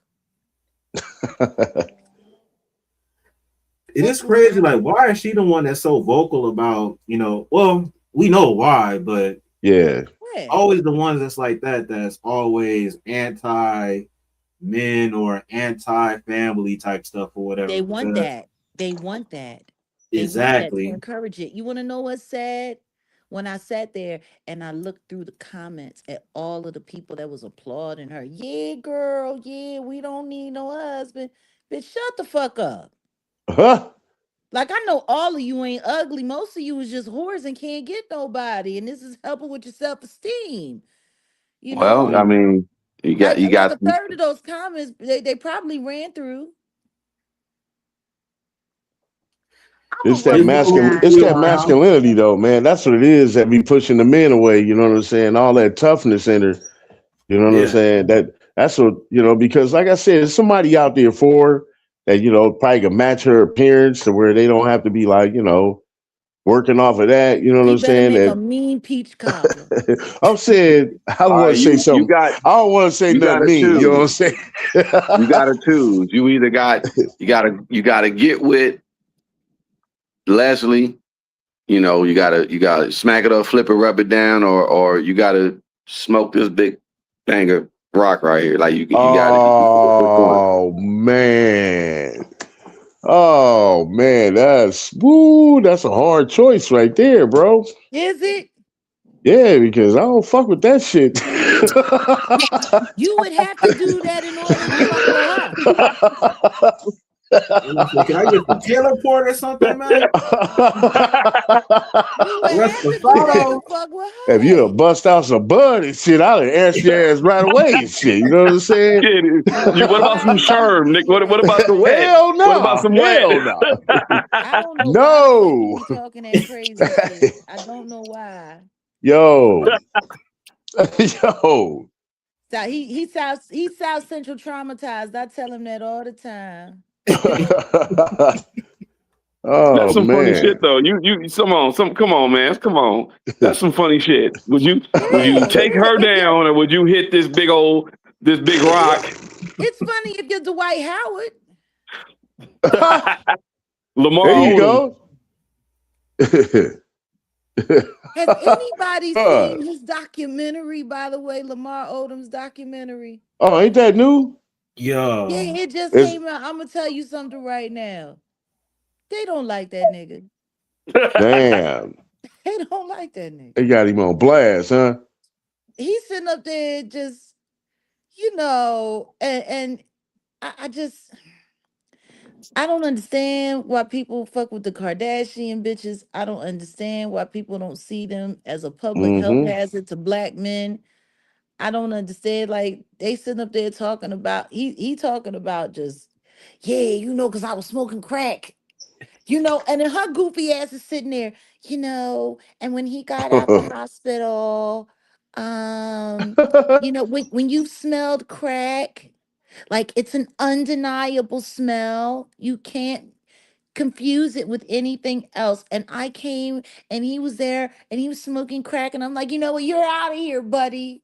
Oh, wow. And I'm just like, Wow. why did y'all need to do this? The bed that he OD'd in at the bunny ranch is literally in like a haunted museum somewhere in Nevada. They they Damn. sell they sell tickets so people can see What the it. Like, fuck? Damn. and he's What? sitting up there talking about he wanna coach. And I'm sitting up there like, nigga, sit down. Yeah, I'm gonna have to Just check Wow. that out. Yeah, I it, hope he got it's that monkey off his back. no, I don't think so. I don't think so. I know what they want the public to think. I know it. Yeah, he's sitting there. He done had 80 million strokes. Mm, Yeah. He had yeah, all kinds of stuff. He had to learn how to talk again, how to walk yeah, again. yeah. Like, He was That nigga, that nigga, high out of his mind on the cocaine, and he had taken a bunch of ED pills. damn. Oh yeah, that's And I'm just sitting there damn. like, That's like double. Whoa, double heart rate, triple. that's beyond. And then just listening to her, I was the worst enabler of the world. I mean, honestly, I thought he did it. I thought he partied quite responsibly. Okay. Hell no. Okay. Personally, I don't believe the whole storyline anyway. Because some of that shit, and how the fuck is he really remember with all of the strokes and everything that happened to him? He probably going off whatever script what niggas they gave told him. him. You know what Yep. I'm Exactly. saying? Mm-hmm. Like, I don't believe that shit. Because what I do know is they was getting divorced, and then he went to the hospital, and all of a sudden she stopped the divorce so that she could take over. Like, I don't know. Like, it sounds like, if it had went, the other way, she would have had a nice insurance policy to collect. That's what it sounds Yeah, like to me. that's what it sounds Mm. like. That's the Hordashian script. And then she, you know what I'm saying? Then she, she kicked everybody out the hospital, and she, she was controlling things, she's regulating, you know, for somebody that she was divorced. And then that's when he started smoking crack again, and she had to give, Man, do you think that they like they indulge into like some crazy practices, or they just like, I don't know, they just manipulate people or something? Because everybody that gets associated with them end up going on a downward spiral. It's documented. They come from a line of witches, dude. From Armenia, dude. For real. I was about to Look it say up. vampires. No, it's a great grandmother who's yeah. They done did some type of ritualistic stuff, and it goes. It's a generational thing, bro. yeah, well, I mean, Mm. they raised them. They had the little ones on the pole, working the stripper pole at 10 years old. Like they train them young. Mm. They get them in the game. Y'all don't remember that on their show? Like, that was the only time I had seen a clip from an episode. And the Kylie and the Kendall, they was 10 years old, and Chris Jenner had a stripper pole in the bedroom, and they was sitting there swinging from it like monkeys. Oh wow, nah, Damn. And I'm like, if it's this was, creepy. if they were black, the authorities would Oh, have been pulling up at the door to take the kids Huh? out of the exactly. house. CPS will Yeah, be Hell yeah. taking them away. yeah, yeah. But I'll have to look into that. That's yeah. they wild. Hmm. I don't understand. Look at Reggie Bush. Life was never the same. Well, he haven't got the fuck away from them. Life was never the same. Was never the same. That boy could play football. I forgot all about that. Exactly. Uh-huh. He had such a promising career. Huh. And from what I heard, all of them, for the most part, is trash in the sack. Damn. Hmm? Damn. It really is all about clout. Hmm. Clout and Yeah, they connections. stay on that. They stay on that. They laid Man, the I don't know if format. that shit is true or not, but they said like Kim Kardashian reached out to Michael B. Jordan after he won all them awards. Yeah. Oh, Run, Mike. hell Run. no. Run, Mike.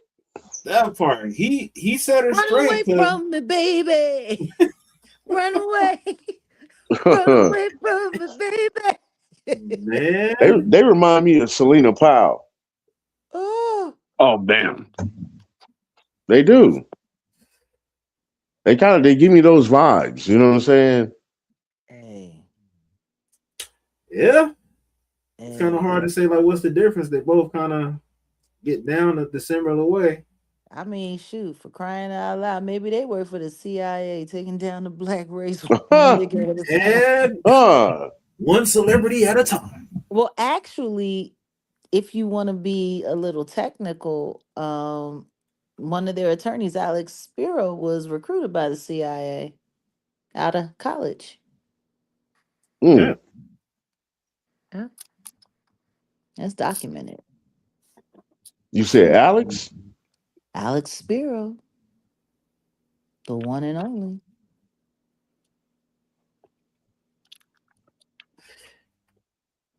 Yeah, that's some crazy shit. Did you guys see the first lady's statement that she made? I know what about her movie. No. It was about the Epstein. Yeah. Oh wow. Should nobody believe anything they hear or see about Oh her? shit, it's coming. She denies all claim. I mean, I didn't read it. I watched a video on this one guy. I should have put a like on there, but he was showing like some of the Epstein files and it was pictures of kids on there, but he had it blurred out. And he was scrolling through it, and I was like, "Oh man, I felt uncomfortable looking. I had to turn that shit off." Yep, you know what I'm saying? I had to turn that shit off, dude. I was like, "Oh my god, this is nope. I don't want this in my brain." You know what I'm saying? I was like, I cut that shit off. And it was blurred out though. You know what I'm saying? It was blurred out. That's how disturbing that shit is. Yeah. And they knew exactly what they were doing when they did that file dump, because that's how they got all American minds set up. They traumatize you to reset you. You to be honest, away, and then they go about their business doing what they're doing. All that needs to be the fuel to hang these motherfuckers. Because in all honesty, that's what's gonna happen. They're trying their best to escape their karma. I think everything that's going on with the war and everything that's going on in the world, I'm telling you, and what they're trying to do. Because essentially what they want is, you guys know about, feudalism, where, they have a bunch of people, working the land. You got your kings, kingdoms, you got your serfs, that's what they want for America. It's going to be just extremely rich and just extremely poor. That's it. Nothing in between. And we're in a time of history right now where we can prevent that. And what they've shown us, what they've done, it's like a universal thing. It's a karmic thing. You got to show what you've done. You got to show, and if there ain't nobody doing nothing about it, it's okay, Now these motherfuckers gotta go. And that's some shit that real ninjas gotta have conversations with offline. Put your phones away. I'm dead ass, and I know that's what's going on. Because they're listening to everything. They don't need Epstein's, they don't need Diddy's no more. They got Palantir. They got Palantir, exactly. So they really don't need anything to blackmail people no more. They can just they got your digital right. They got everything. They got everything that you, if any dick pic you send, any pussy pic you done picked up, they got it. So they can black, they ain't got to blackmail like how they used to. Anything But they got on me, they can look at it twice and kiss it. Yeah. Shit. well, they ain't got nothing on me. But what I'm saying is, Well, that's good because this is the time. This is the time for people to really organize. I said it when Obama got elected. I said, organize, people. I'm talking about black people, organize. But no, now I'm saying everybody, because it's not just black people, poor whites. Like, we all got something in common. Let's get these motherfuckers up out of here. These devil worshipers, these adrenochrome drinking, not to say all this shit on your channel like that though, but you know what I'm saying, man. It's like, it's time. It's like, that's what time we're in right now. We can't be playing with this.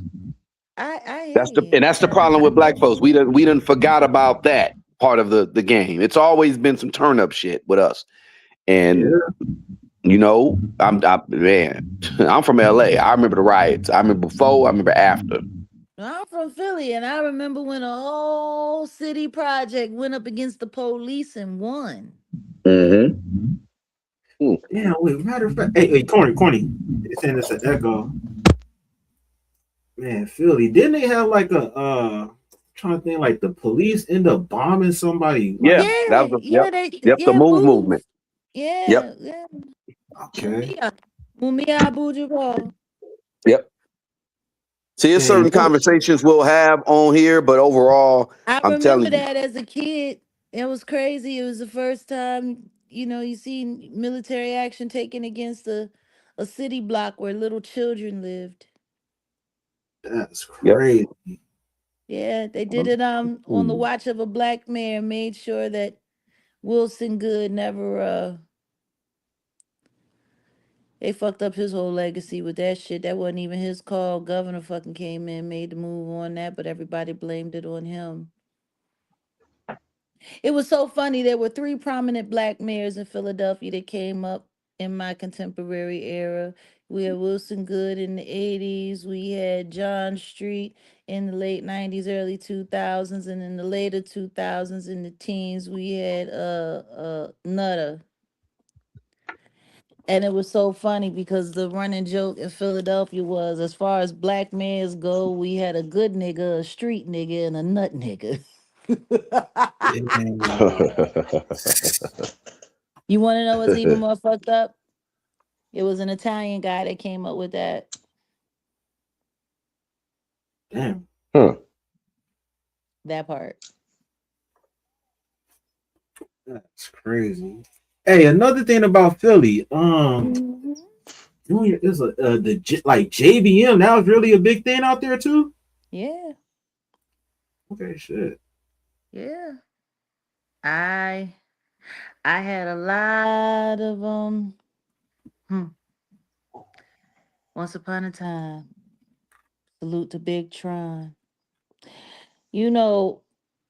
What's wild is when I look at all of our culture and I think of everything that we've been through, when I look back at it now, what I don't understand is how all of that power just got handed over like that.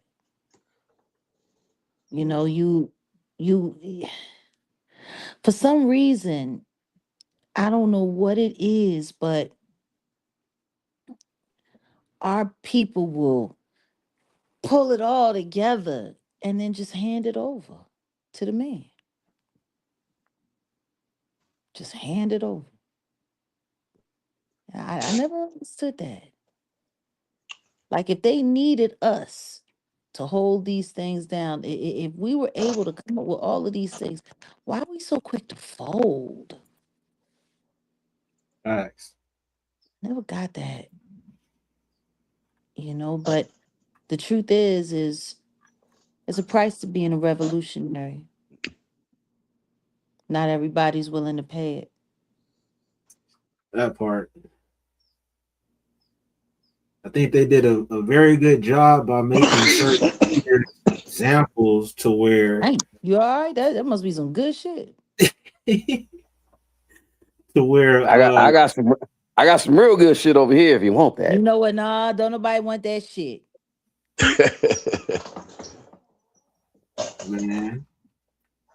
But no, they did a real good job to make sure anybody that get in a leadership position get made example of, to where other people by the masses don't want to follow because they think that they're going to suffer the same fate. And partially I kind of agree, because a lot of us, we don't stand together when we should. You know, we stand together on some BS or whatever, but when it's time to actually take action, you know, it's a lot of division going on, to where that's how they get us. You think I don't understand that intimately? You know that for sure. You want to know what sucks to be me right now? To take on the mantle of saying what needed to be said and watching my people buckle like a cheap leather belt from Kmart. Mm-hmm. You know, there's so many people that I don't even speak to anymore. And the funny thing is whether they stop speaking to me or I stop speaking to them, after watching the way they reacted to, my stance, I don't want to speak to them. I'm embarrassed to them.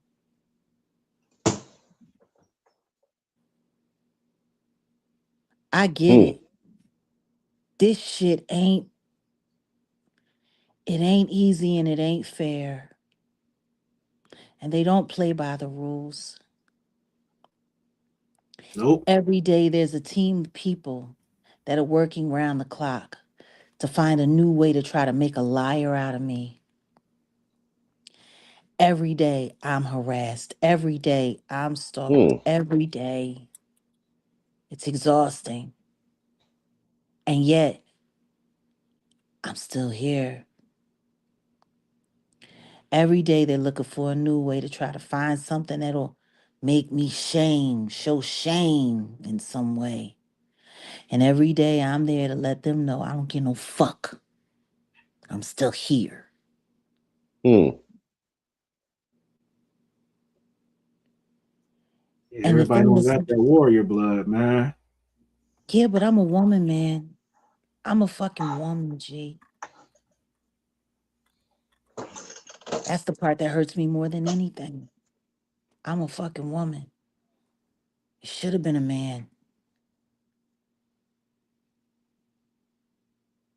It should have been a man.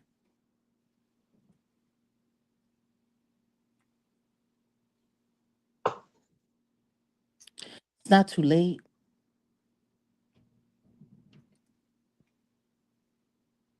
Hmm. When I think about Professor Grift,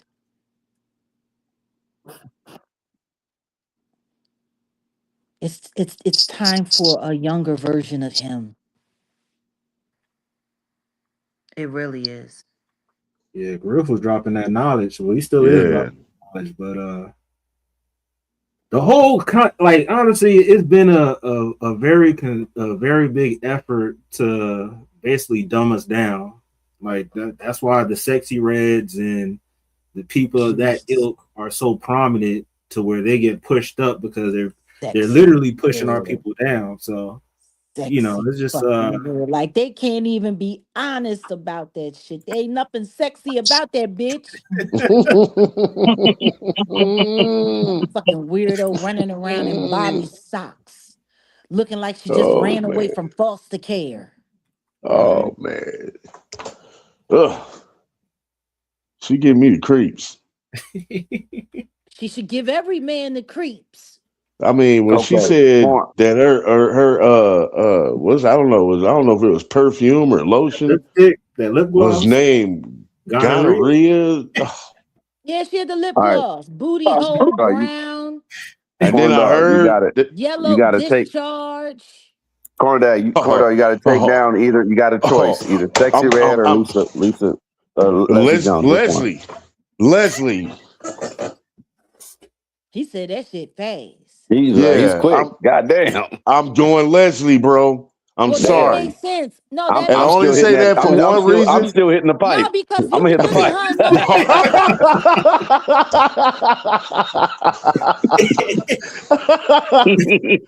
Ain't nobody been there. Oh shit. That's safe. Oh shit. Oh no. Oh man. Nah, man, I'm just saying, man. I can't put that on. I can't do that, dude. With old girl, man. I mean, to me, man, that's a real turnoff, man. To know that she's been infected down there. You know what I'm saying? Like, it's like, exactly. A condom ain't gonna do nothing. It's probably burned through the condom or something. You know what I'm saying? Like, damn right. Hey, man, I'm scared of that type of shit. Yeah, I'm scared of that. Active. Yeah, I'm scared. She probably gets studied by the CDC twice a month. Hey, man, that's a good one right there, though, man.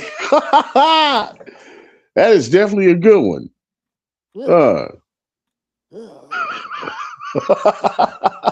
And I'm a woman. Hey. And listen to me, I feel sorry for whoever give her the pap smear. Man. Oh man, my stomach just got sick. Ugh. So I'm sorry, guys. I just saw something black on black crime announcement. Anton Daniels and his family is suing Corey Holcomb. Yeah, we knew that was coming. We knew that was coming. Damn.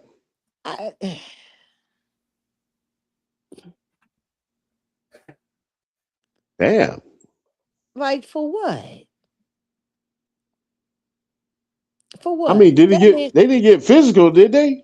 No, they didn't get physical. Yeah. He said some real shit about that man's family. And you want to know what? His daughter looked like the Leslie Jones. Damn. Oh shit. How that Corey fall? How that Corey fall? You push that thing out. Oh man. Ooh, Lordy. Lordy. What exactly did he say about his kids? What did they say? She looked like Kumo D. Damn. God. Oh shit! With the golden hat, the golden child hat.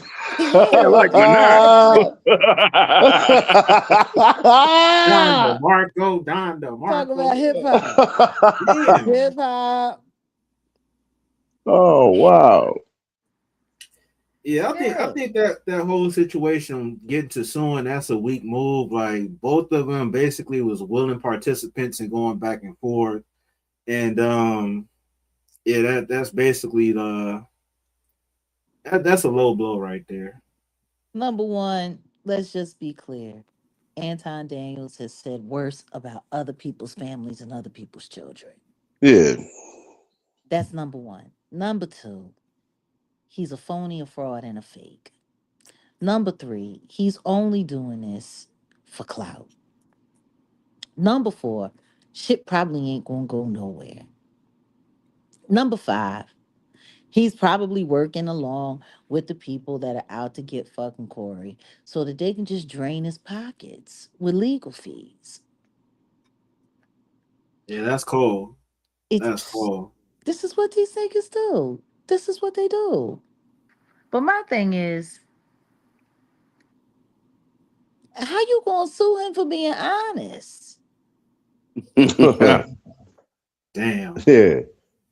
What's the defense? You gonna get up in court and say, Your Honor, he said my daughter looks like a man. Well, she does. What? We suing for what? Defamation? What? I don't understand. Emotional distress. Somebody with the truth. Emotional distress. She got it. Then sue the mirror. See? See? Yeah. Uh, If the That's child need to be suing anybody, she need to sue her parents. God. Jag. I was just about to say that though, for real. Like, look Shit. what you did to me. I was born ugly. Brought me Oh here shit. for this. Man. Damn. Shit. All that Yeah. money he got, he's supposed to be a bag chaser and chase her a face. Like, I don't understand. Ay. That's what the white people do. They go and fix their kids. You got that money, fix your child, right? You supposed to be a millionaire fixer. Put on a Coldplay record. I'll fix you. You know how many Oh shit. do something. Do something. Cold work, man. I can only tell the truth. I can only be honest. I can't. I can't tell her anything different than any nigga that she look at tell her. I can't. Man. You want to go to the prom? I'm cool.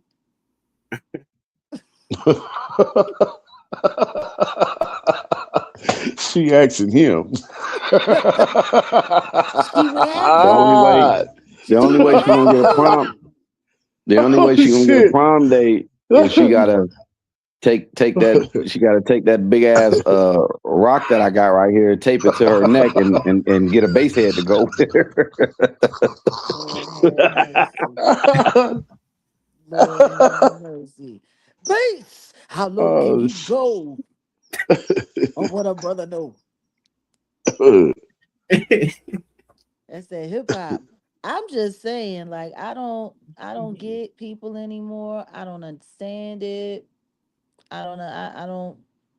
I don't know nothing about these. I don't know none of these niggas. I don't know what they on. I don't know what they about. But salute to African Bambaataa. That's what I'll say. Salute to him. You know, Yeah, you gotta give him his credit. You gotta give him his credit. I Yep. wish she could have passed away That with that being cleared up. Though yeah, Me too. I can agree to that. You gotta give him his credit because what he contributed to the hip hop culture at that time, like the change that happened. You know what I'm saying? The sound, everything. So you got to give him his credit. Yeah, it's really the fact that he pretty much brought peace to New York City at the time. That's really what That's what It's nothing wrong with that. Like bringing peace, because it was a whole bunch of war going on in New York at the time. So Yeah, yeah, but instead, that's not what he's being talked about for though. He's not yeah, of being course. talked about for that. He's But being talked that's why I about. said, the yarmulkes. That's what they're doing. They don't want us talking about the fact that he was a peacemaker. Yeah, well, no, he wasn't a peacemaker. They just accused him of taking a piece of here and a piece of there. Yeah, I'm but still he not understanding. Yeah, I don't know. There's something greasy about that. Hassan. There's some greasy about him. Jason. And I'm just like, where was his evidence? That is a very good question He because always calling somebody a liar. Where's his proof? that part. Yeah, he said he had cameras.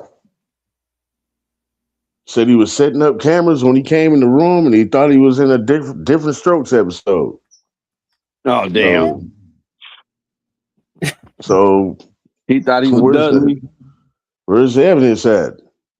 If you're speaking on that part.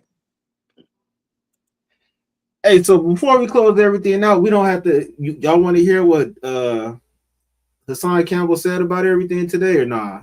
Sure, why not? Go ahead. Yeah, let's see Go what he ahead. got to say. Let's See what this listen. punk mother line ass. All right, let's see what this fool had to say. Is this the right one? Ah, shit. Unmute. If for some reason it won't let me. I just want to take the time out to say, rest in peace to the greatest child predator Oh Wow. who ever walked this earth, Afrika Bambaataa. Wow. Before there was an Epstein list, there was an Afrika Bambaataa's Black Book. I just want to take the time. Wow. He need his ass gonna whooped. burn I'm in sorry. hell. He need his Like ass he got whooped. me feeling like Samuel L. Jackson in A Time to Kill. He need his ass whooped. Yes, he deserves to die, and I hope he burns in hell. The whole Bambaataa estate need to whoop his ass. That's what that is. He is such a cloud chaser. He is such a cloud chaser. Like how you gonna cloud chase a casket? He did say rest in peace, though. Nah, corny. He started off with that. It sounded like it was about to go that way, and then No, he went the other way. He went the other way. Now who knows? Maybe he gets shot in the ass again this week. Man.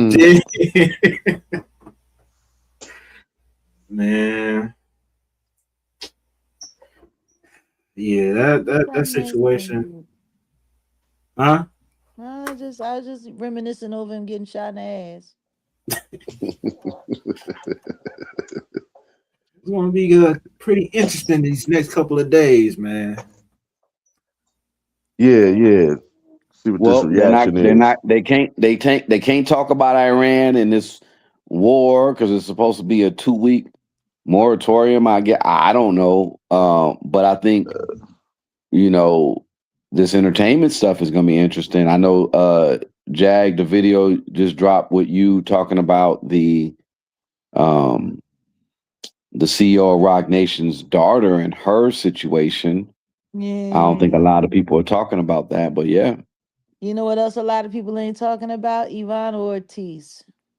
That part, and that's coming tomorrow. Yeah, that drops tomorrow. That's that Rihanna situation? Yeah, ain't nobody talking about it. Okay. Yeah. We were in the courtroom. We was in the courtroom, and you guys know about LA County. Yeah, you know how LA County is, right? Yeah. She came out with the yellow jumpsuit, yellow top. Bumblebee official. Of course. So they got her. She ain't talking to nobody. Yeah, she's in a psych ward type. Yeah, so she's not. Module. You already know she's not talking to nobody because when they got you in there, you just and it's been I don't know how many weeks. Yeah, she ain't talking to nobody. So and then I saw her face. Yeah, exactly. And I saw her face all puffy and swollen. So they were giving her that medication. Full of pharmaceutical. Yep.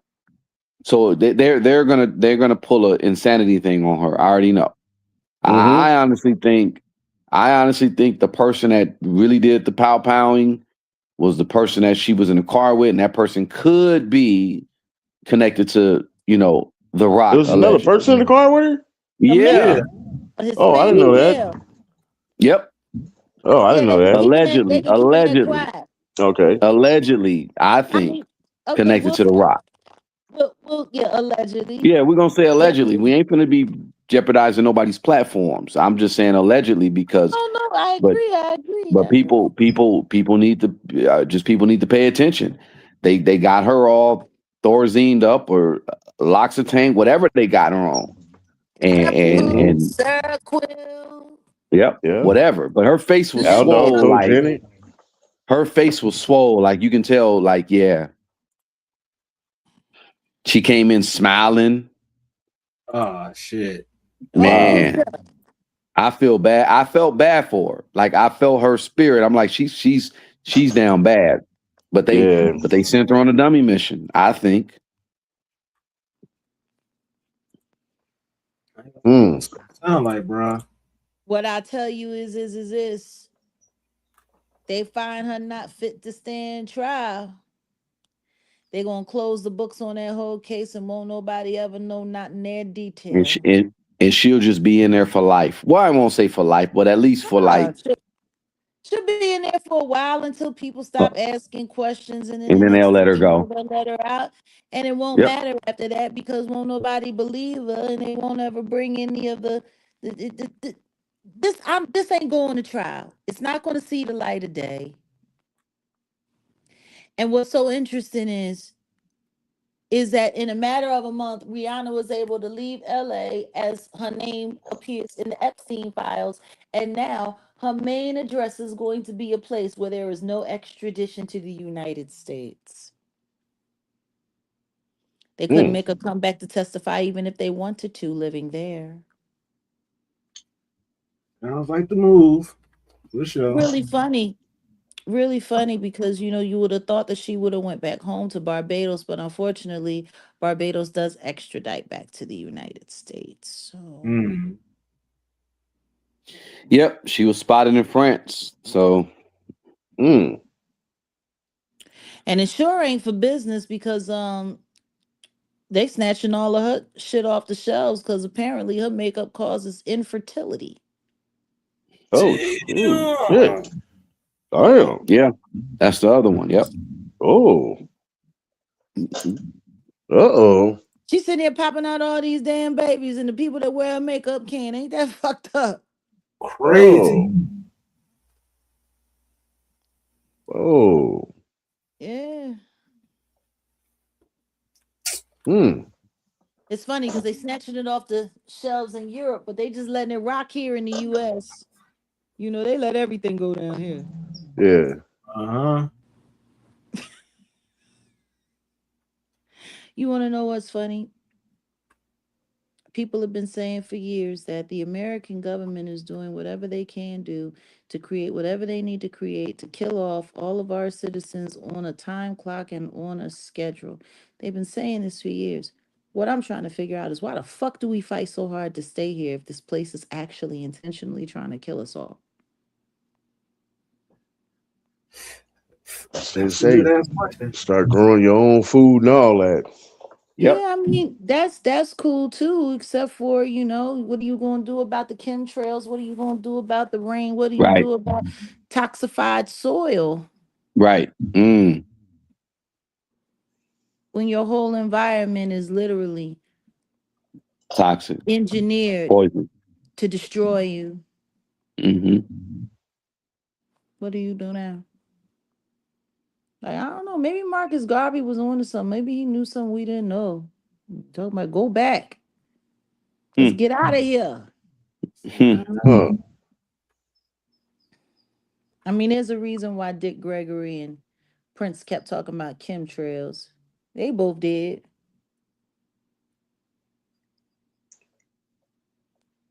Yeah, Well, that we was got a a way. man that had some knowledge. We really got a way of just livening up the joint. No, but for real though, it's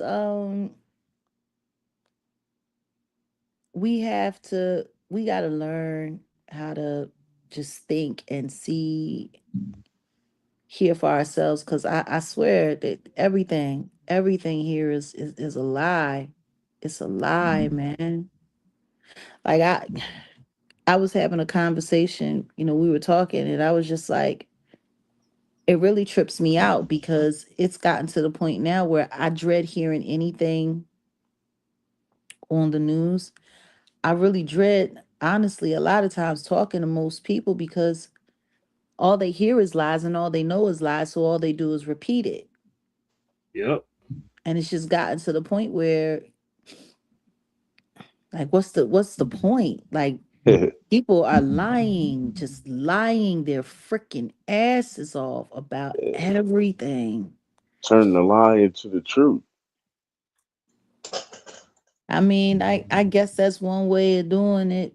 I mean, I don't know how that works, but you know, like my dad, his favorite scripture that he would always tell me, and he told me because of the line of work that I chose to go into, you know, dealing with the industry and all of that stuff.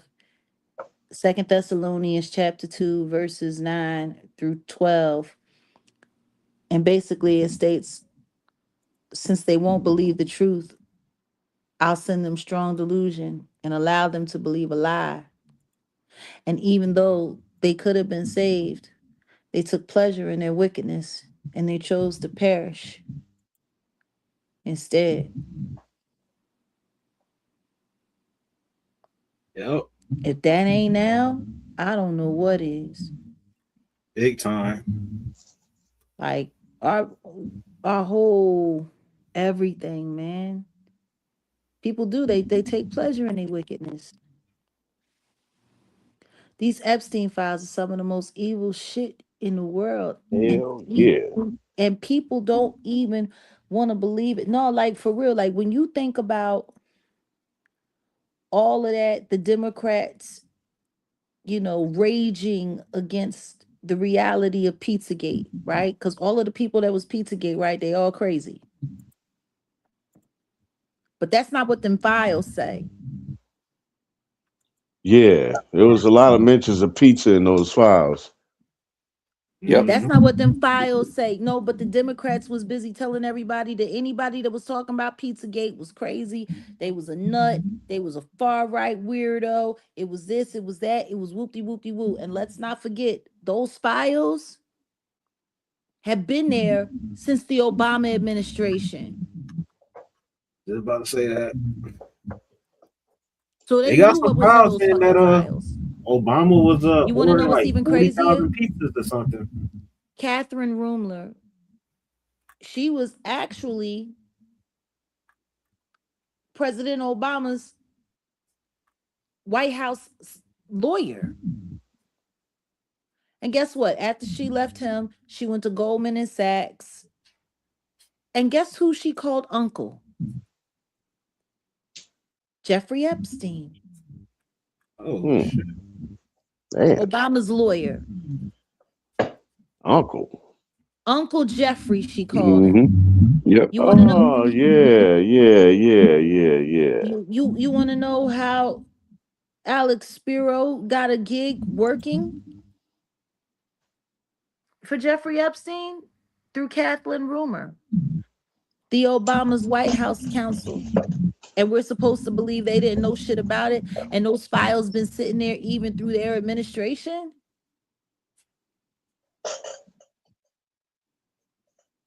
Like, that's the shit that pisses me off. Like, it's not, and that's what I keep telling everybody. This isn't about whether or not the Democrats are the good people and the Republicans are the bad people, or vice versa. It's not about that. All these motherfuckers is pieces of shit. All these motherfuckers is on some fuck ass shit. All of them. It's just about good people versus fucking evil people at this point in time. Yep. It's about decent people versus the weirdos. And that ain't got shit to do with politicians or Republicans or anything like that. No, not at all. Like, have you noticed the second that they started talking about Wayfair, shit got quiet. Nice. You don't hear them talking about that Wayfair shit no more. And it's funny because Ellen DeGeneres was acting like she wasn't coming back to the United States as long as Trump was in the office and whoopty whoopty woo and yada yada yada. But now she's trying to come back after they arrested Prince Andrew. Hmm. I wonder if she's worried, or maybe she's looking for a place in France. Maybe she Maybe gonna stay with. Jay-Z and them can do a remix, and rather than it being ninjas in Paris, it can be pedos in Paris. Oh, that's a good one. Suck ball so hard, make a nigga want to find me.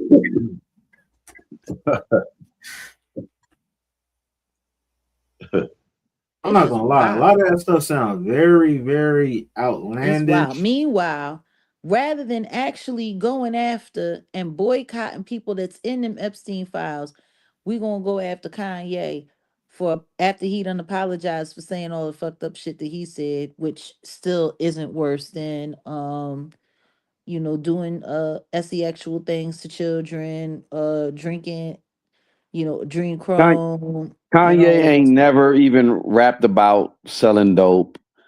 None of that. But he gets banned. Jay-Z done rapped about selling keys like he was fucking Pablo Escobar. Yeah, but it Um, wasn't even him. He I ain't number know, groupie. He ain't number I groupie. know, I know, I know. Ain't nothing worse than a fake gangster. It's just bad morale. Man, He been running around stealing people's identity for so long. He actually believe that shit. Like that's the thing that trips me out. Like I'm people love frauds. People love phonies. People love fakes. It's that's crazy, man. Kanye sold out that stadium 2 days in a row, and they still on his top, and won't nobody ask why this big lip punk ain't got to go answer no questions in Washington about why his name is in them files, and his number one protege, who was, all of a sudden her house gets piled up, and now she gone, and she on the files, and meanwhile, like, oh Pam, God, no. Pam, Pam Bondi ain't got to testify now either, too. They're subpoenaing her and she's refusing to go. They're subpoenaing her as a private citizen. She's just refusing to go. Hmm. So it's looking like they might have to they might have to make her go. Like I so just don't understand. The girl done already said if she tells the truth about what's in them files, that it's going to destroy the entire government. The whole government will collapse. yeah. Like after she said that, it should have been mass arrest for everyone. You get handcuffs, and you get handcuffs, and you get handcuffs. It should have Everybody should have got clipped up. I mean, so they can go down there and they can where is that? Down Figueroa. They can go Oh, down there and dang. they can snatch up everybody down there at Figueroa, and they can't snatch up a bunch of politicians. They need to. Like I'm just saying, if they can go down there and they can do mass indictments and all of that, mass arrests over there down at Figueroa, the kid I don't They need to. They dead ass need to. I don't understand. That's why I Like say when it's we on don't the want to people. go, when we don't want to It's go, y'all get stuff that's called a warrant. it's on the people. There's something called citizens arrest. Like that's what I'm saying. It's on the people. We got to start organizing. Man, I'm ready to get these motherfuckers up out of here. They all need to go. Arrest them. They're citizens arrest. We can do that. oh, that pizza gate stuff, ha ha ha. Oh, they're crazy. None of that exists. Meanwhile, it's sitting right there in black and white, and it's been there for years. Cold words. I'll never forget watching Law and Order, and they were, doing, episodes mocking the whole Pizzagate thing. Like it's real cold how they use the media to convince people into believing, something isn't this or something isn't that. That's wild. Yeah, I was Man, I all I know is just sweet. Well, they had to go on timeout with the war. Let's see what happens. What you think gonna happen next? I On want to time hear with the predictions from war. you. China's coming. China's already on their way. Hmm. They're trying to get supplies through for them to be. They need fuel for missiles and stuff like that. So they trying to come through, squeeze through there, and pass them what they need. Quiet as kept. Ain't China already here? They ain't in the Strait of Hormuz. Man, a couple years ago, they were saying that it was a fake Chinese department in the middle of New York collecting Police department. Yeah. So, and then with the open borders, I'm pretty sure there's a lot of people over here that cross paths. Next. So I'll tell you what, they can all kiss my black ass. And now they talking about if you 18 to 35, you automatically gonna have to sign up for the draft. Yeah, they pulling something. Yep. That's why I say the people got to organize before it's too late, because they pulling something. They about to try to pull something. Yeah, it don't look like this is gonna be over. Let me tell you something. A draft business is about to get interesting. There it is. Send Baron first. Send Baron with the knot, right? Like Baron ain't got no time. He be on send Sean Davy way over there, right? Like, Man. well, I mean, they should love it over there. All them men's. nah, we're toast. Okay, I need y'all to go over here and just we got a bunch of fighting. Yeah. Sissy. They start twerking. they on the front line twerking. Look. Yeah, we're done. I mean, at least they had the studs over there. Studs will handle business.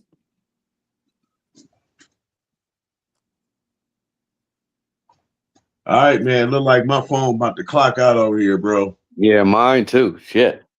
Hell yeah. Hey, man, I'm gonna have to holler at you, Wolf, man, about a little low as particular topic and everything. Goodness.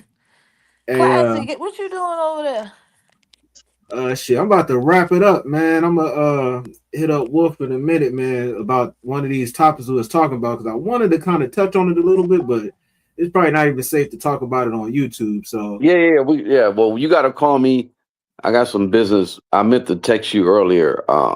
My phone had to get reset, so yeah, just text me, man.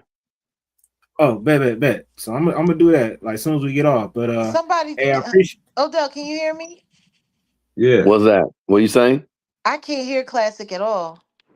Oh, okay. Well, he about to shut it down. So I'm sure I can't. That's wild. How StreamYard be tweaking like that? Well, it's all good. Hey, we about to wrap it up. All right, Classic. Peace.